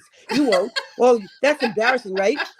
Well, Jeanette looks in the channel and she goes, there's no BBT. I don't see any BBT in the channel. And Carolyn starts stuttering. Oh, well, maybe, Jimmy! It's so, calls her right out, Jules. Right out of the gate. I was dying. That's funny. Yep. That's hilarious. It was absolutely. Usually people don't look. You know what I mean? Yeah. Yep. Isn't that sick? That's how she like. That's how she'll start like, and then she'll go. So she'll go like this, like, oh, BBT made fun of my daughter-in-law. What? Right? So that's how it kicks off. So then she's got it. She can blame it on someone dropped. Imagine that. God. It's crazy. It is crazy. The question I have is, how would you know anything about her future daughter-in-law? I didn't even know she had one. Right? That's so weird to think about. It's weird. I don't know. Maybe she has a better investigative team than I do. Obviously, Jules, because you only came up with me and you failed. Who are these investigators on your team? I'd like to know. That's the problem. I'm an army of one. And you failed miserably, Jules. Here's the problem. I don't care. Yeah. Right. I don't care. I don't care what other people are doing. As long as people are nice to each other, I don't care. I can't imagine being in a situation that I'm going to pay money to find out how many children somebody has or where they live or what their house looks like. It's weird. It's strange. It's very strange. And the best is like, this is what, like, I mean, you must have heard her make fun of my ex. Oh, and her ex-husband, right? I'm like, she's got an ex-husband. How the hell are you making, what the hell? You know what, Dr. Latina, you're 100% correct about not engaging. And this is an old situation. See, if you don't engage with her though, Jules, she gets worse. She does. She does get worse. She doesn't stop. It's not like the typical. Absolutely. Absolutely. You can't respond to her like you would typically respond. So, I've said what I had to say, and the fact that she's telling people that I'm engaging with other channel creators, and I'm not even going to dignify any of that. I just find it bizarre. But I do want to say, Carolyn, if you want everybody to believe that you have been the target of countless bullies, all focused on tearing your community apart, then you may want to take me out of your manifest, because what you're alleging happened 3 years ago. So why don't you put something newer in your or how about this? manifest? Why don't you show how we've ruined your channel? Or just show it. Yeah. Right. Just Especially stop running your mouth. When she's not a dirty deleter, she should have it all. You know what? Here again, I don't have a problem with people deleting, because I look at their channel as their own kind of like house, and people can leave up the things that they like, and they can take away the things that were just kind of like today, just chit chat, right? Yep. So it's up to people. Right. If on my professional Vita, I've got some publications that I don't put on there because they were kind of useless. The publications that I choose to put on my Vita are going to be things that I'm proud of, or things that had some significant reach. And I look at a channel the same way. Things that you do a good job with, you want to leave up. And the things that were insignificant, you take down. So I don't even care if people delete stuff. That is a good analogy, because at the end you do get a chance. You get a choice if you want to try to publish your whatchamacallit. Absolutely. Your thesis, So it doesn't.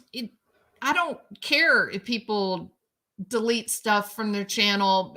All in all, as a creator, you're going to end up kind of like with a personality that shines through on the videos that remain up, right? The things that are just, like I said, somehow insignificant or didn't go well or boring, or you had technical problems, you can take that down. That's up to you. It's your own creative decision-making process. But the other thing too, Jules, right, is like when you say that, but like, first of all, like, my whole point is, before you even get to all that, like, don't say that and then delete. Like, I challenge anyone to find any of my older clips on her. They're not there, Jules. Those are long gone. Okay, you don't see all that shit on her channel.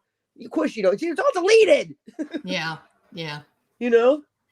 Well, she did some videos. One was on word salad, and Oh yeah, one all was right, Jules. Yeah, those are gold. and one was on like narcissism, and it was just so filled with inaccuracy. Yep. The But I didn't, psychiatrist one, that was gold. yeah, but I didn't make a live and point out all that was wrong, and I just let her have her life. I just let her do her thing, right? So I don't know why she can't. Hoping she would stop. See, that's the thing, Jules. I did that too. I went off, Jules. I went off, and my friend is my witness. I went off the internet for 3 months. Never pink those two. Never put it on. Never clicked on it. Never did. Never looked. Never peeked. She got 150 times worse. Yeah, she does. It's like without any kind of constraint, she just Yep. goes. Yeah, it's very strange. Anyway. All right. Yeah. I gotta go make a video. Leave me out of it, please. I will. I'm gonna be focusing really hard on real crime. I don't want even to think about that woman at all. I got you, Jules. I got you. All right, back, Jules. I get you have a great afternoon. Okay. Thank you too. Bye. Bye-bye. Hey, BZ Mama, how are you? Welcome. It's good to see you, Dr. Latina. I'm so glad you're here. Let me put my glasses on so I can read because I'm an old lady. I have to sign off. Oh, I'm sorry, Hybrid. My 7-year-old's waiting to build his Christmas Legos. We're in lockdown again. Bless your hearts. I'm so sorry. You know what, Hybrid? Go enjoy being a mom because those days are short. You know what I mean? They go by fast. Pretty soon you'll have a young man standing in front of you and you'll be so proud of him. But right now, enjoy the Legos. That was very entertaining. Thank you, Susie. Yeah, I don't like to talk about that subject, Susie, because that woman can be pretty ruthless. She's pretty unhinged. Give me my blue dress back. But you know, she went off the rails again, and I don't know. Probably shouldn't have been talking about it, but that's the way it is. So I'm often here, but I'm usually quiet. I can't imagine you being quiet, Dr. Latina. You always have such great things to say. Y'all have fun, Hybrid. Yeah, the lockdowns are starting again. They sure are. I had a couple of friends that had surgery called off. I'm afraid of the backlash that will be coming. It will, Zelda, and it'll be unhinged, and it'll just be babbling. It'll just be noisy, right? That's all. It'll just be noisy. It just like she said, just like Jody said, that she's over there and she's telling her channel that me and Natasha Cooper are friends, that we're talking to each other, we're calling each other on the phone. There's no reality there. Like there's literally no reality. The extent of what I know about Natasha is that she came into my channel one day. She came up on a panel. She talked not even 30 minutes. It was very limited. It was very benign, and then it was over. That's it. There's nothing to her big story. But in her channel, for her subscribers, because of the way she tells stories, it's this big grand conspiracy that we little people that have never been successful, we're all plotting against her to take down her big behemoth giant of a channel. It's a sad little story. A stalker at your window? Ooh. Yeah, I'm just frustrated, Susie Mac. Yeah, call me BBT. She's the reason drug companies are making new drugs to control people like her and her outbursts.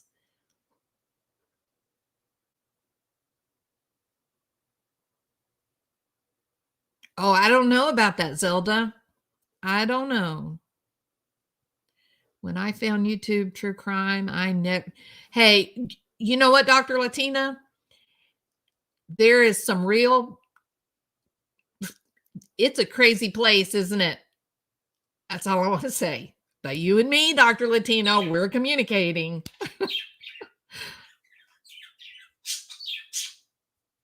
Yeah, we do have cognitive distortions, but she has vendettas, BZ. She's delusional.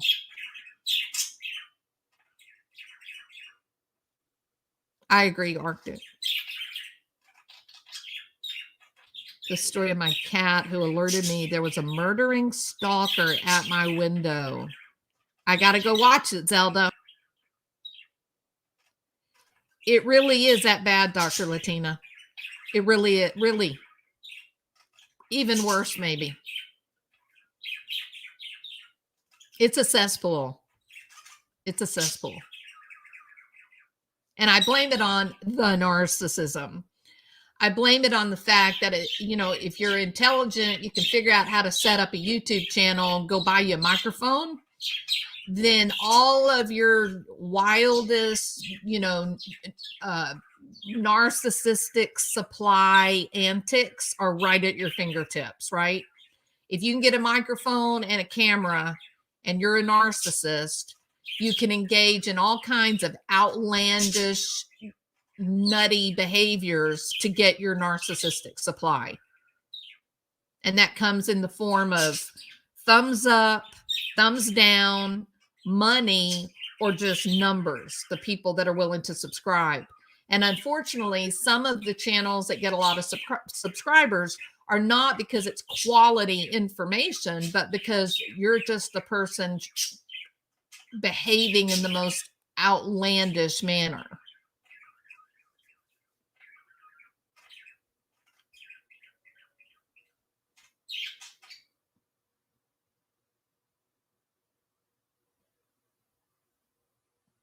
Right, BBT? Yeah, it dot to dot. I'm with you. Yeah, it is.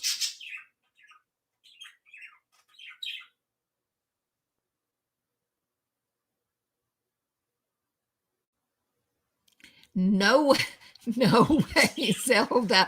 For one thing, Piddle and Bill would say, have you lost your mind? You are not going to go on camera with that thing hanging down in your face.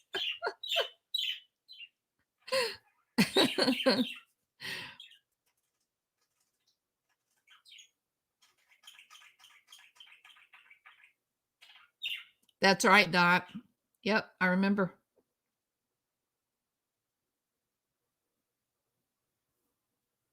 Aw, thank you, Scotty.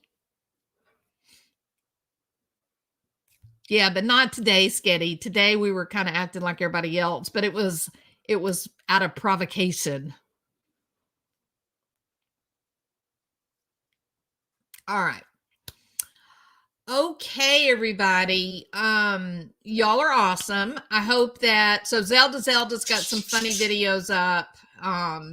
If y'all want to go over, she does Scammer Granny, which I love Scammer Granny, where we were clarifying and defending. Oh, okay, that's what we're gonna call it. Okay. Thank you, Susie.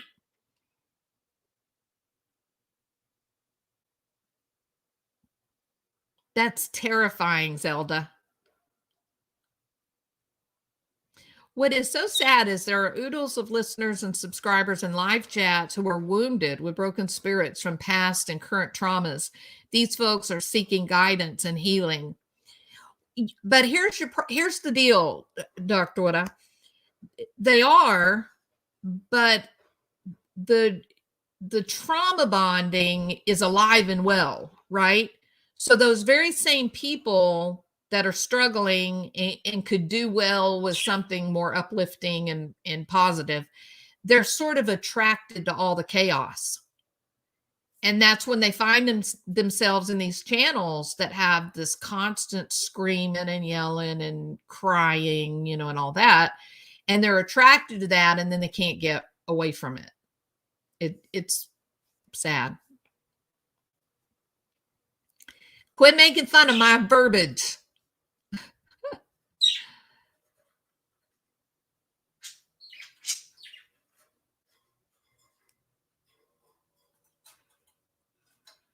Oh, we're fellowshipping. See there, look at there, BBT. You're making fun of me talking about misremembering.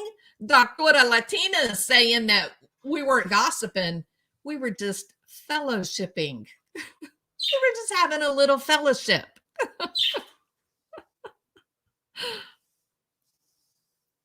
Probably not. I wouldn't be surprised. And ask me if I care. I don't care. It is alluring and it is a tangled web. Yeah. But the problem is that people that are in trauma, the chaos attracts them. The chaos attracts them, and then the person that is visibly emotionally upset, the person in trauma says, well, I will protect you. I don't want you. They have a lot of empathy, and they think you're so upset, you're screaming and yelling. I don't want you to hurt, so I'm here to help you. And like I said, the people that stay in her channel because of that type of dynamic, they can't get loose from it. It is the wrong place. Dot, you're correct. The internet, YouTube is not the place to be looking for warm fuzzies. These are some pretty ruthless people.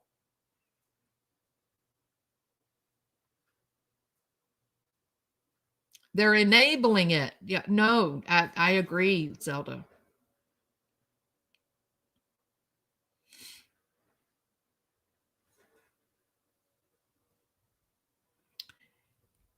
Well, have you, Dr. Latina, have you heard of the term sad fishing? There are people on YouTube, I suppose other social media too, but I don't do any other social media. So, but they will tell stories where somehow they're having something really bad happening in their life and they'll cry, and then people respond by like suddenly sending money. And so this particular person that we're talking about, she's the queen of sad fishing. She tells these stories about how people are so mean to her and they bully her, and she talks about her somebody in her family that has passed away. And then all of a sudden you get 15, 20, 30 super chats come rolling in all at one time. It's shocking. So be careful, Dr. Latina, with your kind heart. Don't get sucked into the madness, okay? I wonder if YouTube were to do a recount of YouTube subscribers, how many would she have left? So you think people are double subscribing over there? I don't know. Yeah, sad fishing. Oh, look how broken and hurt I am. If you could just give me a few dollars, I would feel better. Yeah.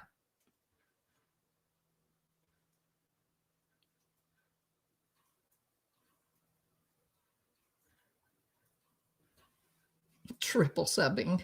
I don't know. Maybe. Anyway, let's see. So right now, Dr. Latina, we have been watching the whole Chandler Halderson trial. Wow. That young man had a whole lot going on. So if you haven't heard about it, you should look it up. The other thing that I'm going to be doing is in the coming weeks is I'm going back to some old trials, some old interrogation tapes and whatnot. So serial killer named Kelly Cochran, it was a woman named Kelly Cochran, and she is fascinating. Like to watch her body language and her affect, her pragmatics. She is mesmerizing to watch her.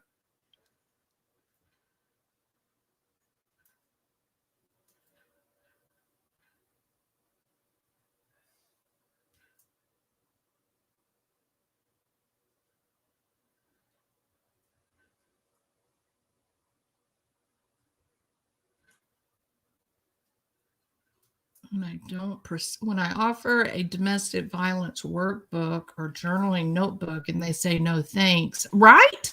Yeah. But you got to realize too, there's a lot of people are, what do I say? A lot of people are suspicious online. They think if somebody offers to do something nice, then they may say, oh no, I can't accept the workbook, because they may just be trying to get my address. Maybe this person's offering to do something nice so that they can get my personal information, things like that. Did you watch the proceedings, BZ?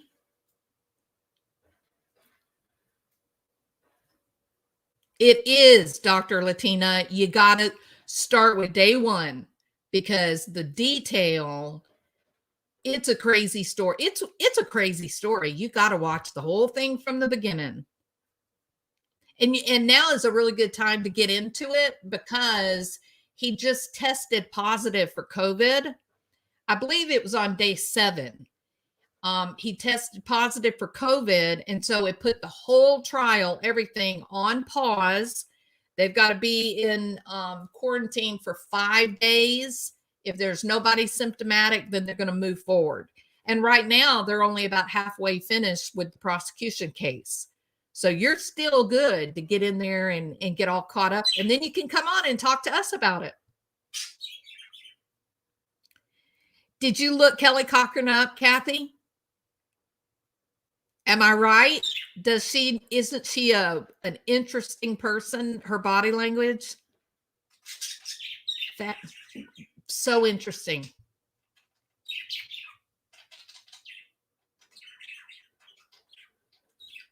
Oh, I think they're definitely, yeah, Susie. I think they're going to use this period of time. I think they're trying to get a deal right now. I think they're going to the prosecution. They're trying to get a deal. The writing is on the wall. It's on the wall. Day 6 of the never-ending liar. That's right. He tells some whopper lies.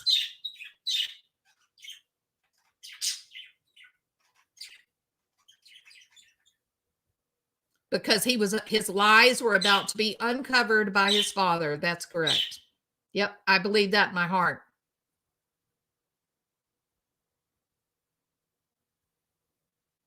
Yeah. And I believe, was it yesterday that we went through the diagnostic criteria for antisocial personality disorder?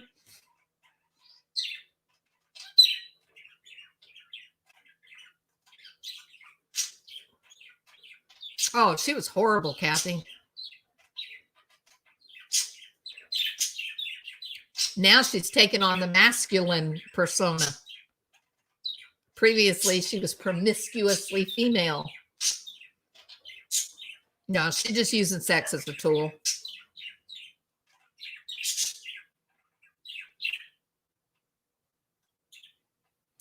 All right, people, I need to go. I can't stand sitting there. Hey, Kay-Ran, how are you? I've been fascinated with the Kelly Cochran case. Want to know more about her manipulative behaviors. She's so manipulative.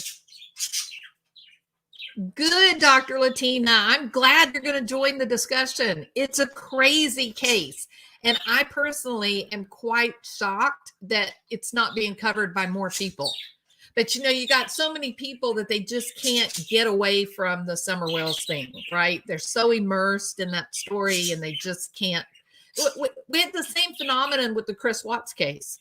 People just got so intimate, I think, with the details that when it got time to move on to a different case, they just couldn't do it. They just, you know, and there's still a group of Chris Watts groupies out there. But I'm telling you, this case with Chandler is his name. It's a crazy case. So I am excited that you are going to join the discussion.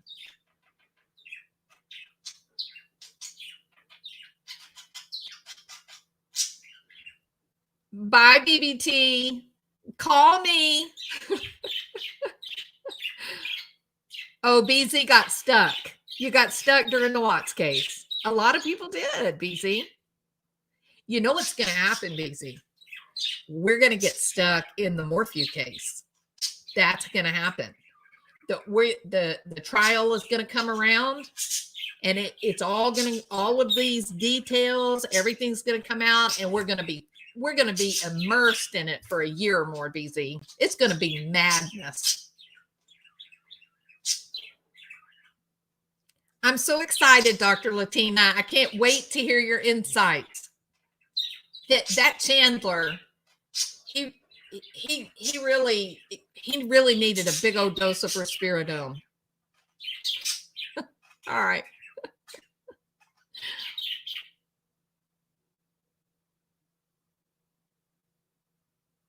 Oh, I'm sorry, BZ. The Morphew and the Millette case.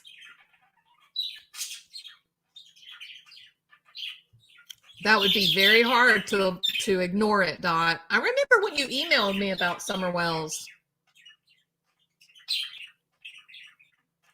Send it, Zelda. I love to laugh.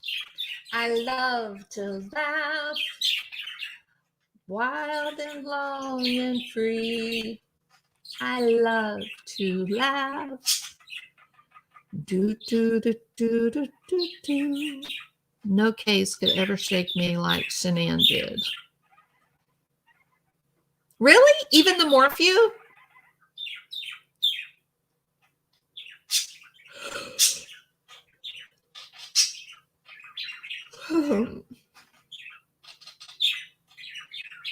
The Daybell case is going to be crazy too. Yeah.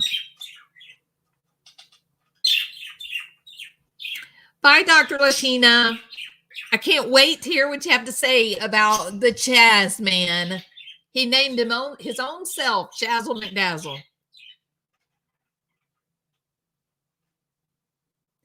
If Barry Morphew walks, it's going to be a bad day in the Gulf of Mexico.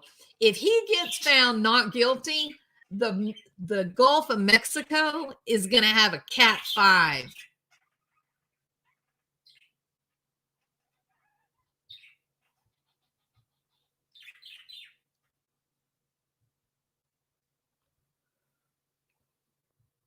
Oh, Letitia, yeah. She's a terrible human being.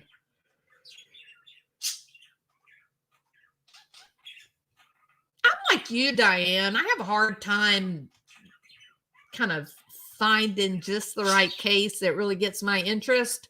But this one with Chazzle McDazzle is pretty interesting. If you haven't been watching it, you should at least watch the opening prosecution. It'll hook you in. It's really great.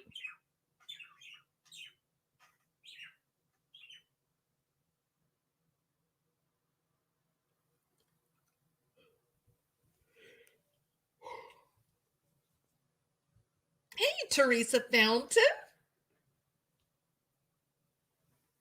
Oh, yeah. So Teresa's over there in Florida. I'm over here in Texas. Barry's found not guilty. We're going to stir up a hell of a hurricane. It's going to be bad.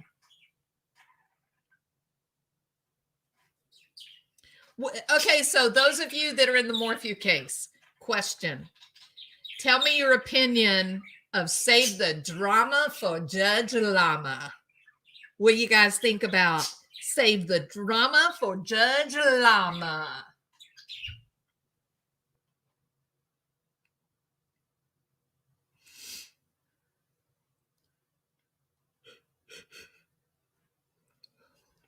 It will be, Teresa. We'll have to throw down, girl. We'll raise all kinds of hell. Y'all be calling me Bullhorn Jot.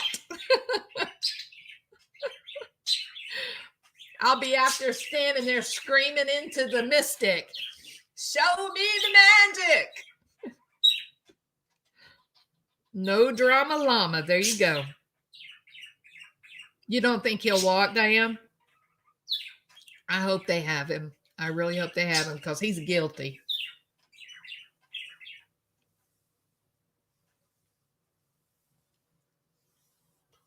I think he's guilty, and I think he feels justified by merit of his superior religiosity. I think his chair in heaven is sitting on the right-hand side of God. I think he thinks that he is special. That's what I think. I don't think Llama will put up with the crapola of Barry Morphew. I hope. How about, here's the big question. Will he put up with the crapola from the two bulldogs from Denver? Because that's the real question. Those two women, they're not pretend attorneys. They know what they're doing. They're the best of the best. They're going to, here's where the problem comes into play. They're going to outclass Chaffee County prosecution, the 11th judicial district. They're those two girls from Colorado, from Denver. They're so much more sophisticated than the prosecutors in Chaffee County.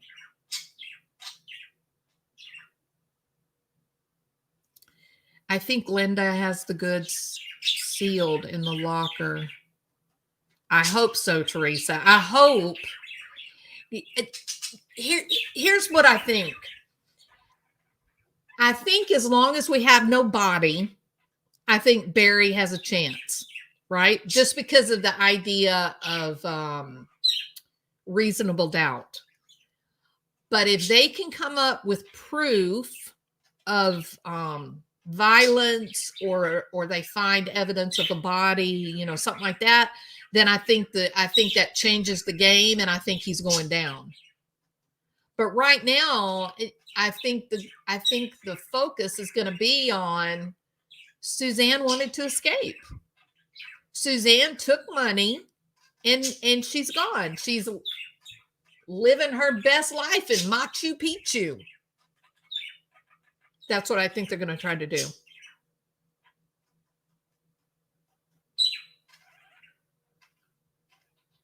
Yeah, his bond went from $5 million to $500,000, and he's got a cool $3 million sitting in the bank, liquid.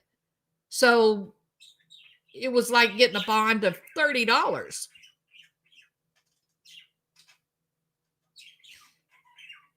Yeah, the defense asked for the change of venue. But they're the ones that also asked for a change in the judge.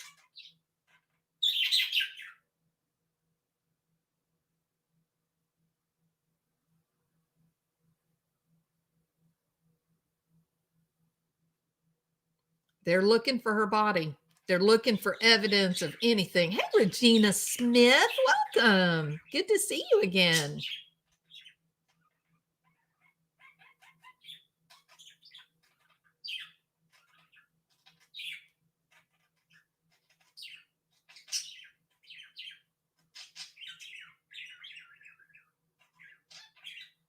I think so too, Dot. Absolutely.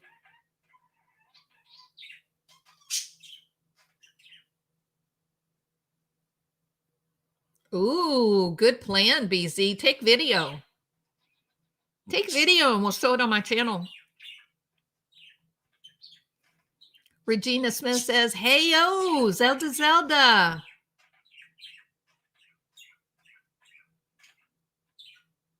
Okay, I have got to get up and do something. I can't just be a slug all day. This has been horrible.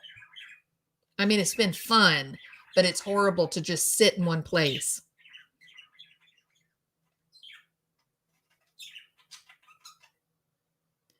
Arrogant, egotistical, narcissistic. You forgot about self-absorbed Barry Morphew.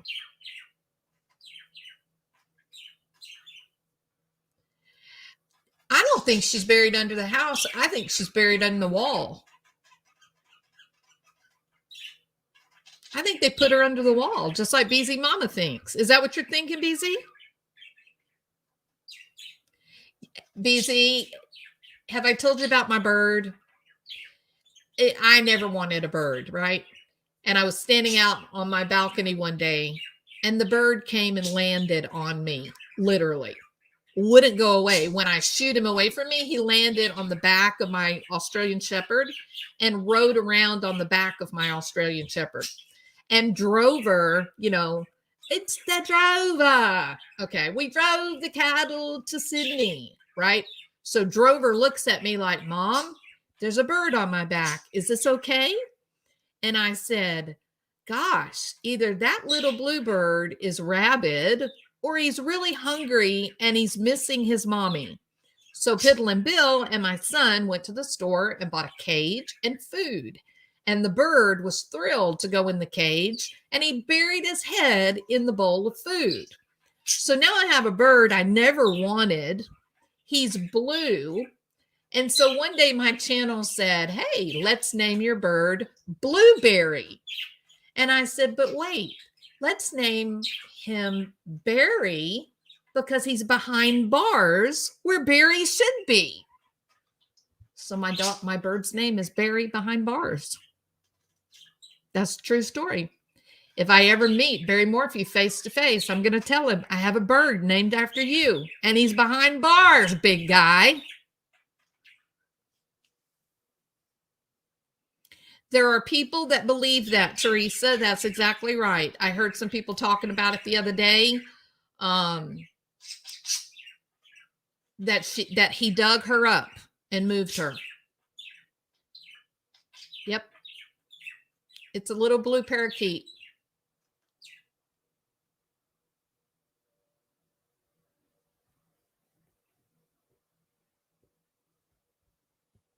It was raining that day, Hannah.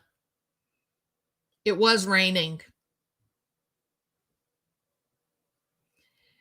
BM eats a lot of bird seed.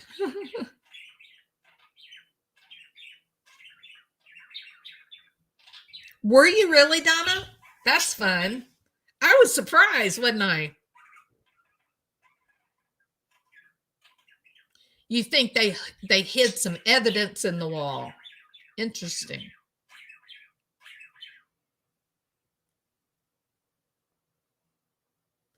Tyson, yeah. So there's a lot of people. BZ Mama may be on the witness list. I don't know, but there are people. AK is on the witness list. I don't know if Gonzo is on the witness list, but AK is definitely on the witness list.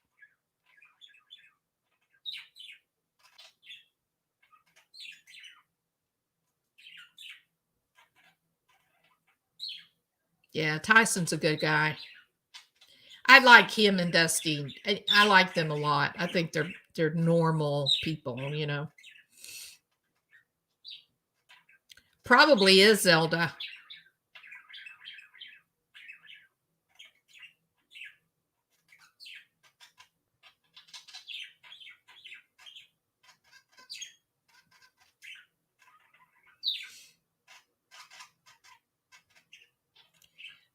Pretty bird. Pretty bird. You're being so sweet. You're talking so soft. Such a good bird. You're such a good bird.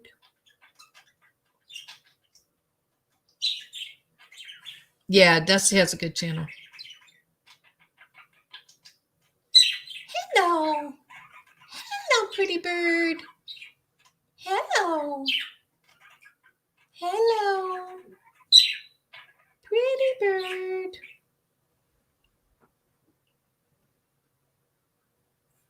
You know what I often wonder, BZ?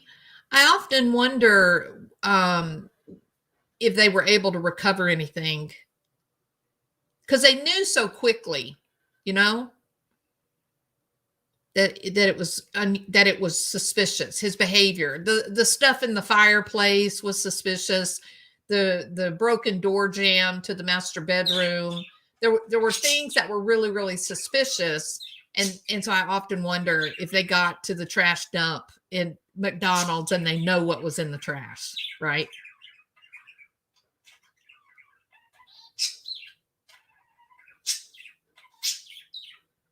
Well, you know what, Zelda? I have to take heroic steps to keep Barry behind bars from getting eaten by Peaches. So Miss Peaches would love to snack on Barry. So when I leave the house, Barry has to go into my bathroom. And then when I come home, I move his cage back out, you know, around the family.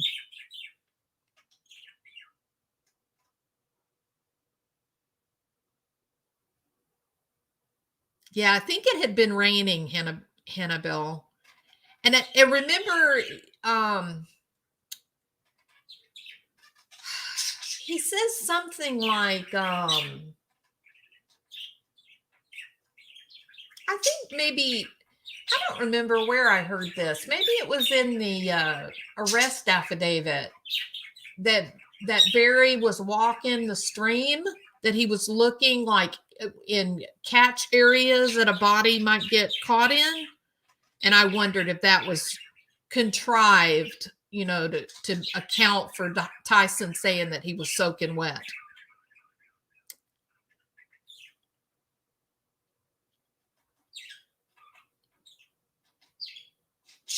Yeah, Barry was very wet. Tyson said he was dripping wet.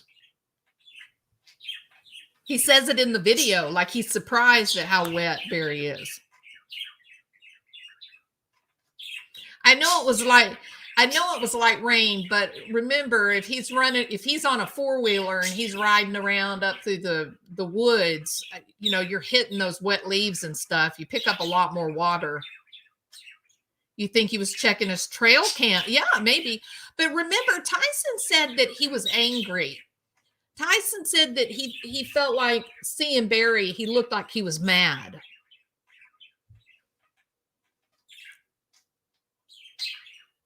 It was very cold. Yeah, it was cold and rainy.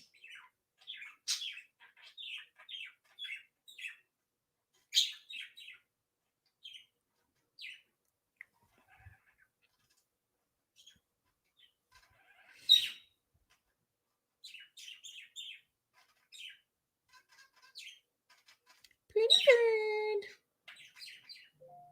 Pretty bird. Yeah, it's a big bird. Pretty bird.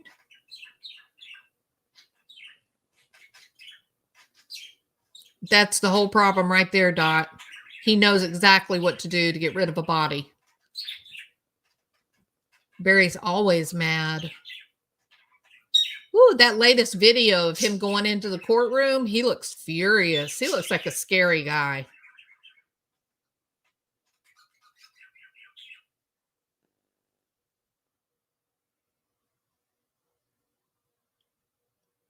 Pretty bird.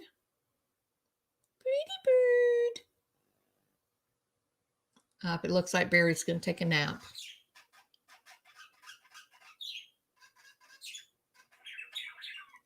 His light is gone. It surely is, BZ. He looks like it, doesn't he? He looks dead inside. He does.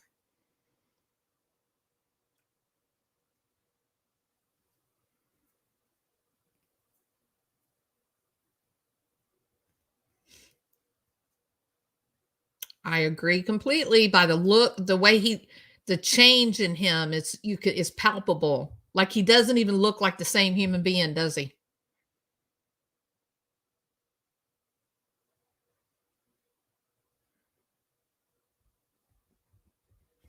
I don't know if he would do it again, Teresa. I don't know if Barry would kill again. Because I think he did it because he didn't want her to leave. I think he did it because that was his wife. That was his property. If I can't have her, no one else can have her. I wouldn't marry him.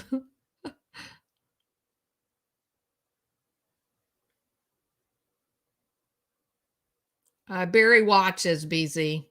He does.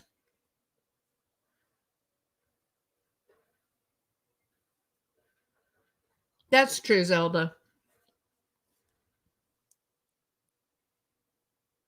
I look for him to run before he would go to prison. I don't think they'll ever put him back in jail, dot to dot. He'll never go. Not with his personality. He'll never serve another day in jail. You mark my words. Because she couldn't leave, Teresa. That was his biblical wife. Okay. Busy Mama has a message for Barry, not behind bars. The real Barry. Call AK. AK wants to talk to you.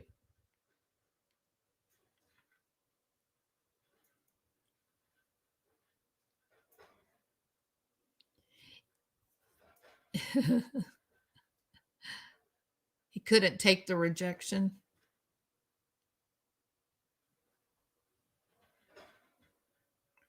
Barry, keep in mind that God you proclaim to worship, he is watching. You lie, and he is watching you tell your stories. Your only salvation will be to confess.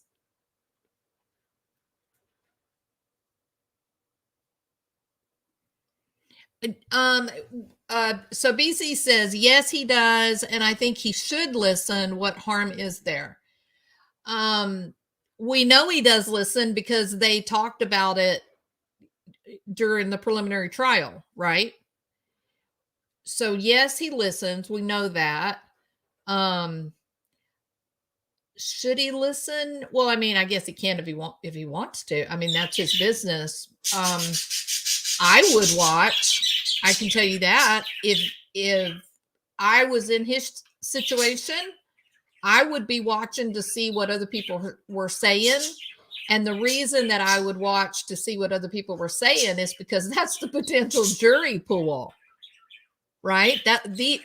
What we talk about on YouTube, these conversations that we all have together, this is pretty much what you can get a pretty good idea of how people are going to talk about you in the jury room. So I'm sure that he keeps that in mind as he's watching. And I'm sure it's interesting to him the way that people react to him. I will say this. If Barry did do something to Suzanne, and we don't know that he did, right? Things look pretty bad for him, but we don't know that he's the one that did it. And there is some suggestion that someone else could have done it. So, we got a presumption of innocence is there. But if he did, and it was the result of a disagreement and emotions were high and there was an accident, right? And she died. And so then he's like, well, I can't call the police because everybody knows I've been having an affair or she's been having an affair and they're going to say I did it, yada, yada. Then I better hide it. So if that's what happened, now is the time to come clean. You're not going to have an opportunity to come clean about an accident after the trial. It'll be over then. So if you literally did not do it, this is the right time in your life to put your faith in the God that you trust. And what I mean by putting your faith in the God that you trust, this is what I mean. Tell the truth. Just like Zelda said, tell the truth and then get on your knees and pray to God that they believe you after you've told the truth. You can't do that if what you're saying, I'm going to tell the truth, and then you tell a lie, because then God's not going to help you. But if you're telling the truth legitimately, and you either did not hurt her or it was an accidental, like a bad moment, that could get you a manageable sentence. But you go to trial, you let this thing play out and move through, and it goes to jury, it's going to be all over, and you're going to go away for the rest of your life. I don't think Barry will. Of all the people, Barry will not. You know how in the old movies they used to say, they'll never take me alive. There's Barry. He's not going back to jail.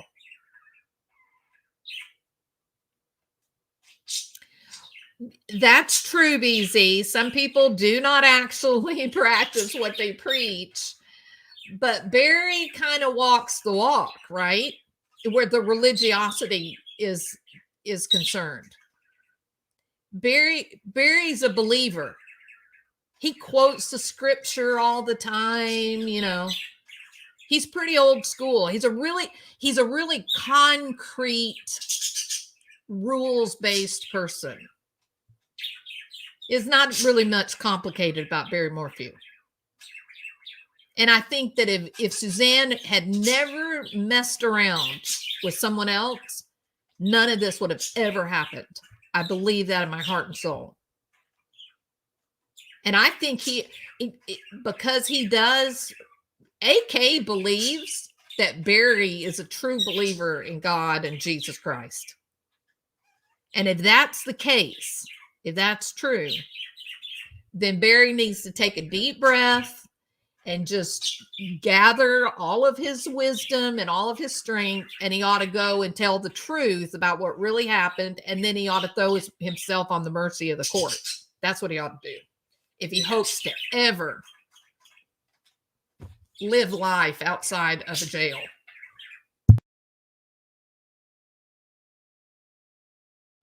Yes, Southern Baptist, Teresa. And I agree, Kathy. Kathy R is 100% correct. I think he justified it. I think whatever happened to her, in his mind, it was an act of God because she broke their coveted vows. Isn't that right, Kathy?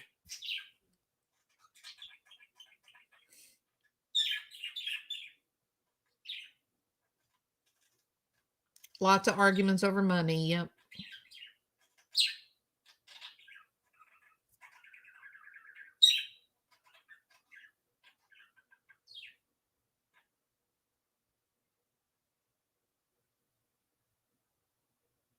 Satan also believes in God more than any other created being.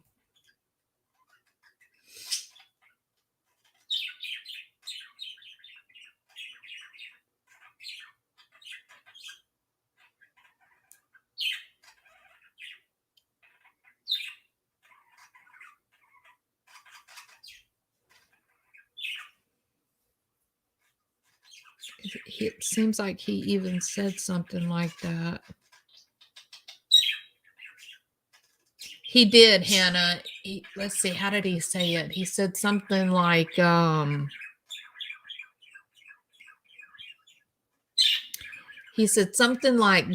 made all this happen.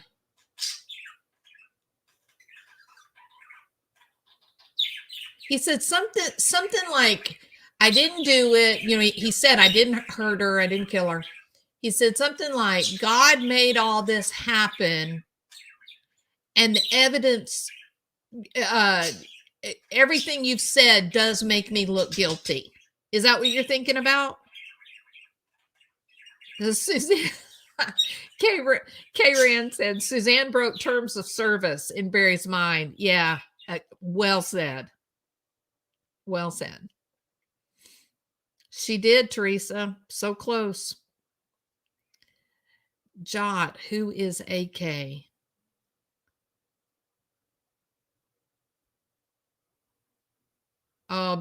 This must not be the real BZ Mama. This must be a troll.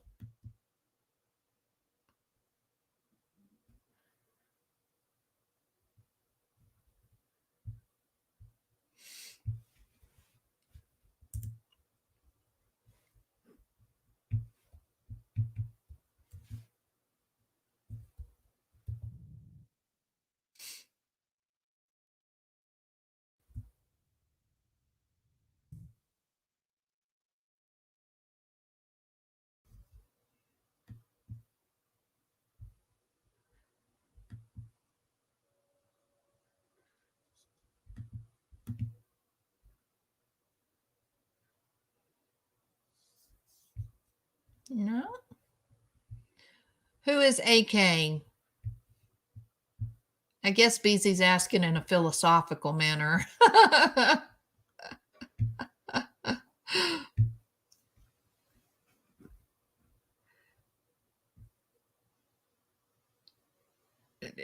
um, AK is AK is a guy who searches for missing people. And he's from Colorado, and he has been involved in the search for Suzanne since the very beginning. He's had many conversations with Barry Morphew. Barry Morphew literally laid hands on AK and prayed for him. Is that did I cover that, BZ? Did I cover all the important bases? He's actually a really funny guy. He's a great guy. He's got a YouTube channel called AK Rocks, ROX. He's a good guy.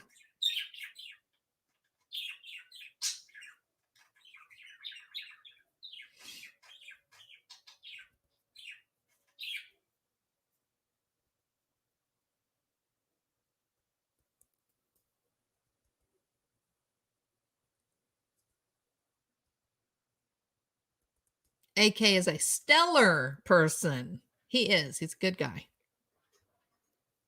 And he's funny as hell. Barry prayed over AK.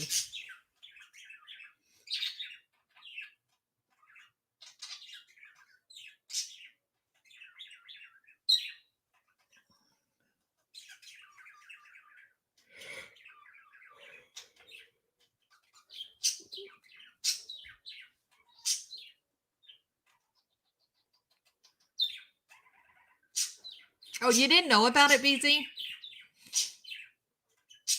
He did. He laid hands on AK.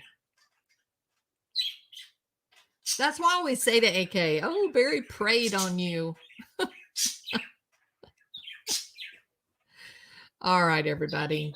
I'm going to put an end to this long live. I am glad Regina was here. It's amazing. We saw so many great people today. Dr. Latina showed up. It's a good day.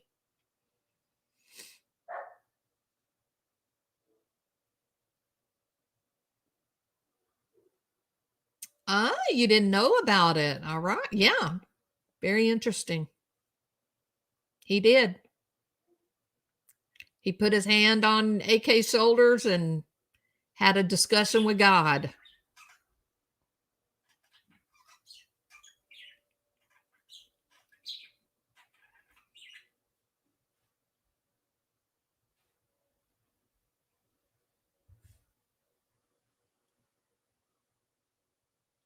Well, that's the joke, Dot.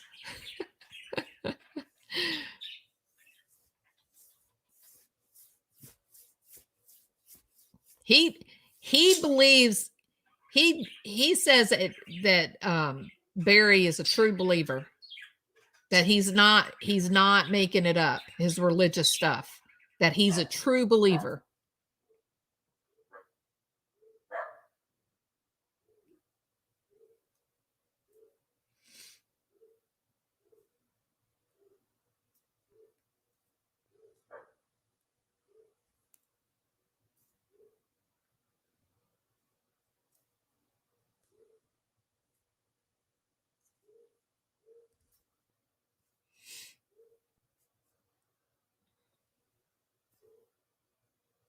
It's almost over, Shelley. Hey, Joan Laird, how are you?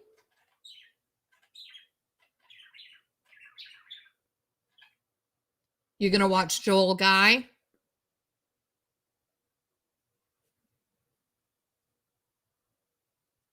Yeah, don't think so, BZ. I don't think that you can I don't think it's upon a human's body to be the wrath of God.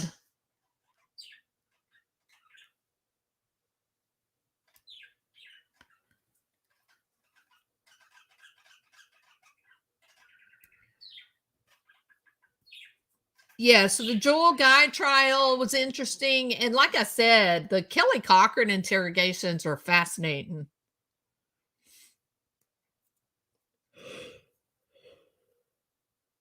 I gotta go. I gotta go and go for a walk and go lift some weights. And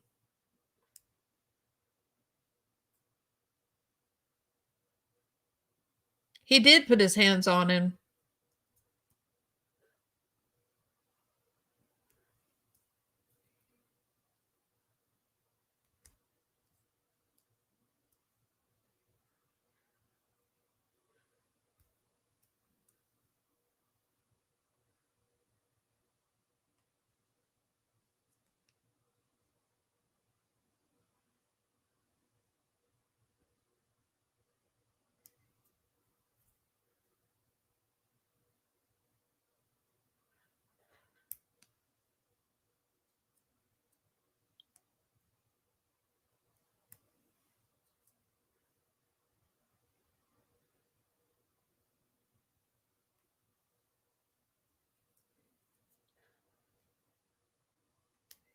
Bye, Donna Burns. Thanks for being here. Yeah, I'm fixing to end the live. It's been going on way too long.